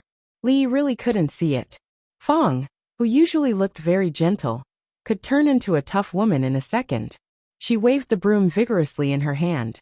Fang had a body full of skills, but at this moment, he couldn't use any of them. He could only cover his head and flee like a rat. Li Yi, who was standing in the courtyard, happened to catch a glimpse of Madame Fang's ferocious scene inside the house, and he couldn't help but sigh in his heart. If you're not from the same family, you're from the same family. Old Fang's family probably all have Super Saiyan genes and can complete a gorgeous transformation in an instant. Half an hour later, Li Yi waved a palm leaf fan in his hand and leisurely sat under a tree at the entrance to enjoy the cool breeze. Opposite him, the bruised and swollen face of the burly man surnamed Fang looked at him with a bitter expression. Son-in-law, you are not kind. Fang held back for a long time before saying this. Obviously, he was still brooding over the fact that Li Yi didn't remind him just now. Don't look at me like that. I didn't say anything. You asked for it.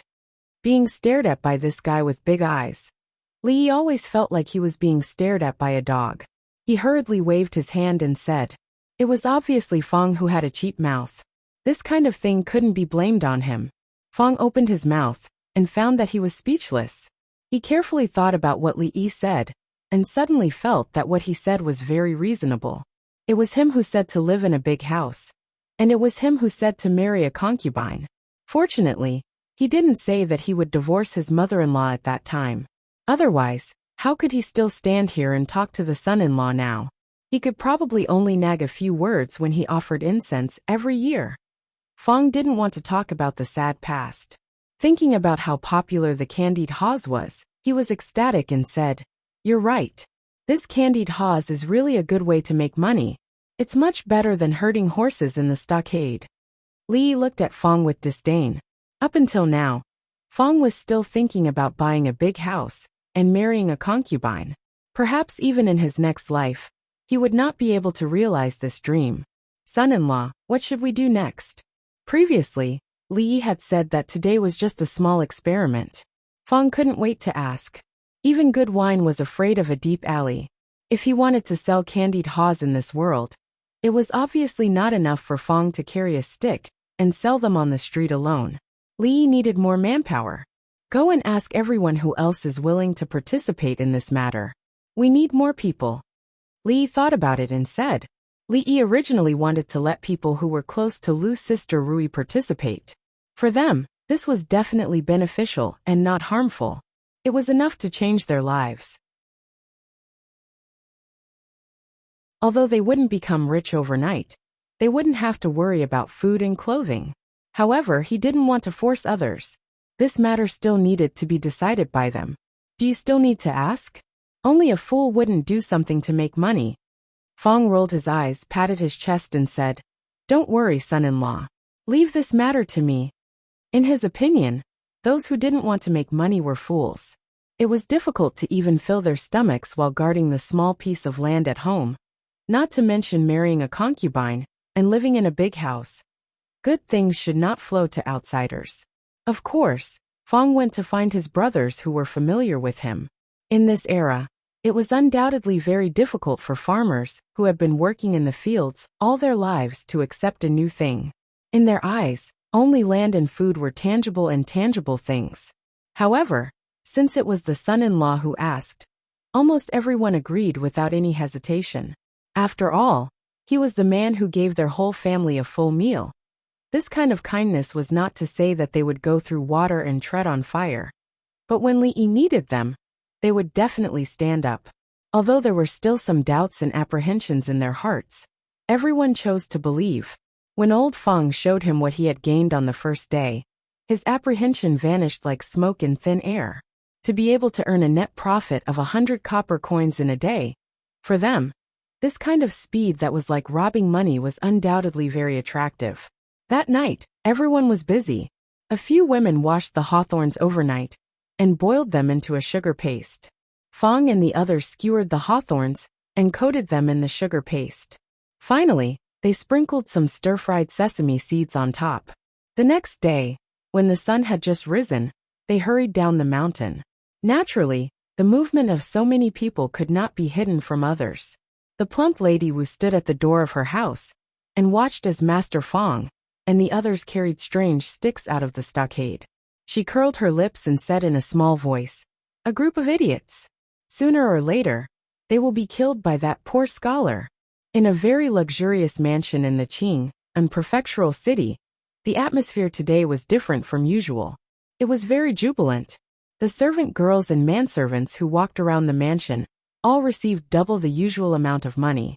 Everyone had smiles on their faces, and even their steps were much lighter than usual. "Ro-er, do you have anything you want to eat today? I will immediately order the kitchen to make it." In a wide hall, a middle-aged man dressed in luxurious clothing smiled as he spoke to the beautiful woman beside him.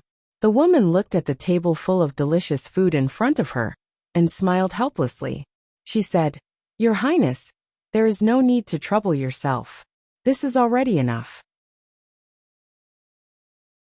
Ro-er has lost a lot of weight these days. I will send someone to deliver some tonics. The middle-aged man stroked the beautiful woman's pretty face and said with some heartache. The beautiful woman's face couldn't help but blush. She looked up at the young man opposite her and said in a small voice, "Xianer is still here." The young man opposite them coughed dryly and said, "Father, mother, I didn't see anything." Hearing his words, the beautiful woman snorted and laughed. Then, as if remembering something, she said, "I don't really want to eat the other dishes, but I do miss the taste of the candied hawthorns from yesterday." The middle-aged man glared at the young man who was engrossed in eating. "What are you spacing out for? Didn't you hear what your mother said? Hurry up and buy the candied hawthorns." "Yes, father." It was quite awkward to sit here and watch his father and mother show off their affection. Hearing this, the young man immediately stood up and said, "I will go ask Yinji where she bought the candied hawthorns." "Wait." The middle-aged man thought for a moment and said, "Since your mother likes to eat it, why don't we directly invite that person to the mansion and arrange for him to be in the kitchen? That way, she can eat it at any time." "I understand." The young man responded and then walked out of the hall. His mother's depression had improved, and he was also very happy. From afar, he saw the girl called Yinji walking over and immediately waved at her.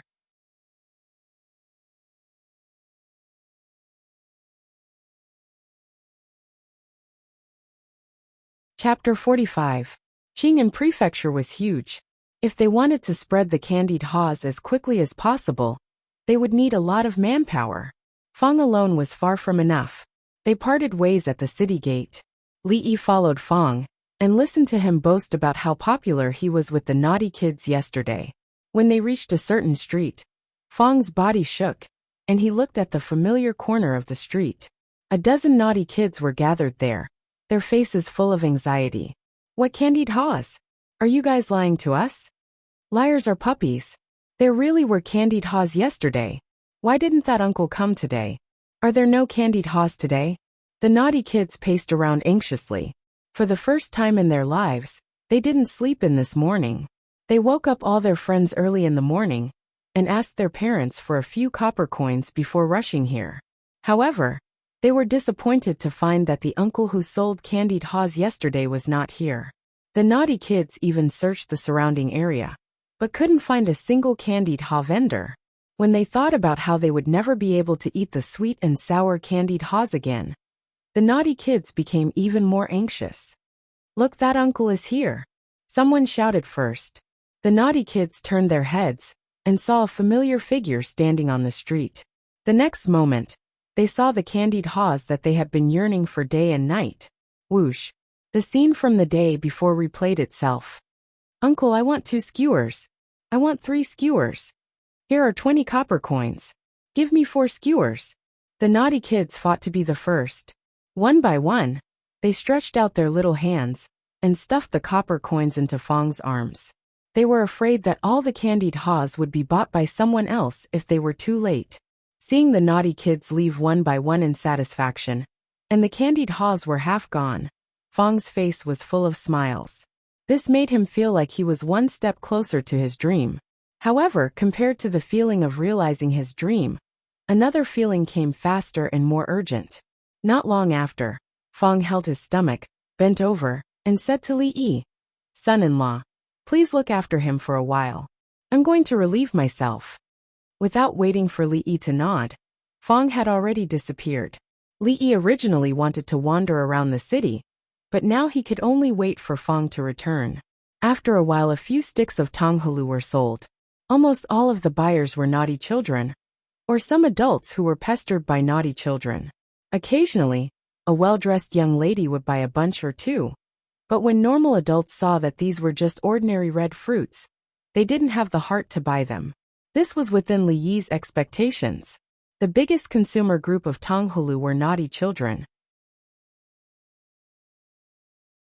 Whether it was in ancient times or modern times, women and children were the absolute main consumers, which was in line with his initial positioning of tonghalu.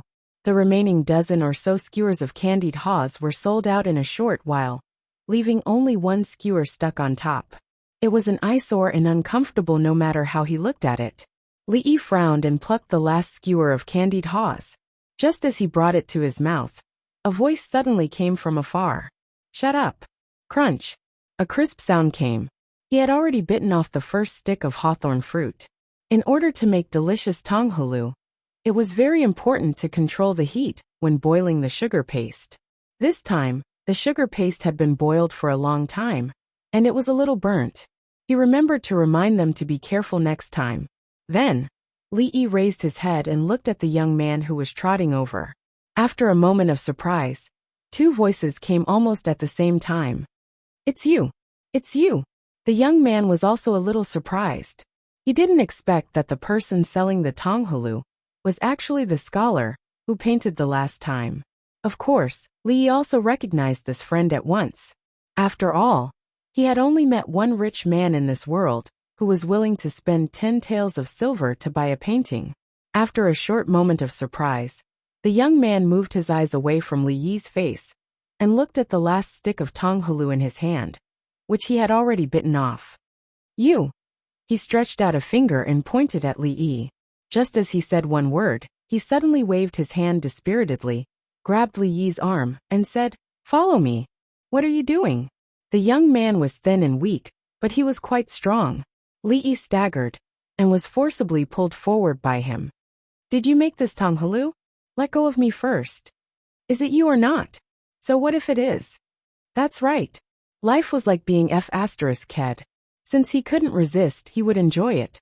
After a while, Li Yi understood that his strength was far less than the young man's. If he continued to struggle like this, he would be the one suffering. So he simply gave up resisting and followed the young man forward. It didn't look like this guy wanted to drag him to see the officials, because someone died from eating tonghalu. As long as it wasn't about that. At this time, on the street not far in front of the two of them, several strong men swaggered. The leader was a man with a scar on his face. He took 2 steamed buns from a stall on the street. The stall owner saw that the man swaggered away without paying, and a trace of anger flashed in his eyes.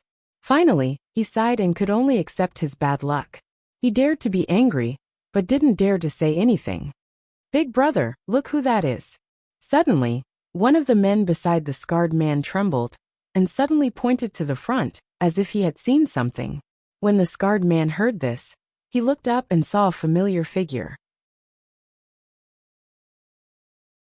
He was slightly startled, and his face immediately became gloomy. How could he forget that he was beaten up by a few hateful guys in the alley that day? He was beaten miserably. The saddest thing was that he was arrested and sent to jail for several days.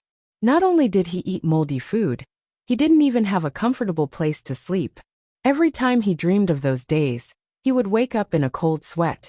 The source of all this was because of the guy who made him gnash his teeth in hatred when he thought about it. And the scholar who he would only be satisfied with if he could destroy the people had now appeared in front of him again. Follow them. Even if these ruffians were bold, they still didn't dare to do anything too presumptuous on the street. With a gloomy face, they ordered and followed far behind the two people. Until now, Li still didn't know where the young man was hurriedly dragging him, and what they were going to do. Just as he was about to ask again, there was suddenly a burst of chaotic footsteps behind them. In an instant, the two of them were surrounded. Who are you people? What do you want? The young man asked with a frown when his path was blocked. Brat, if you know what's good for you, hurry up and scram. This has nothing to do with you. The scarred man glared at the young man, and then looked at Li Yi with extreme hatred in his eyes.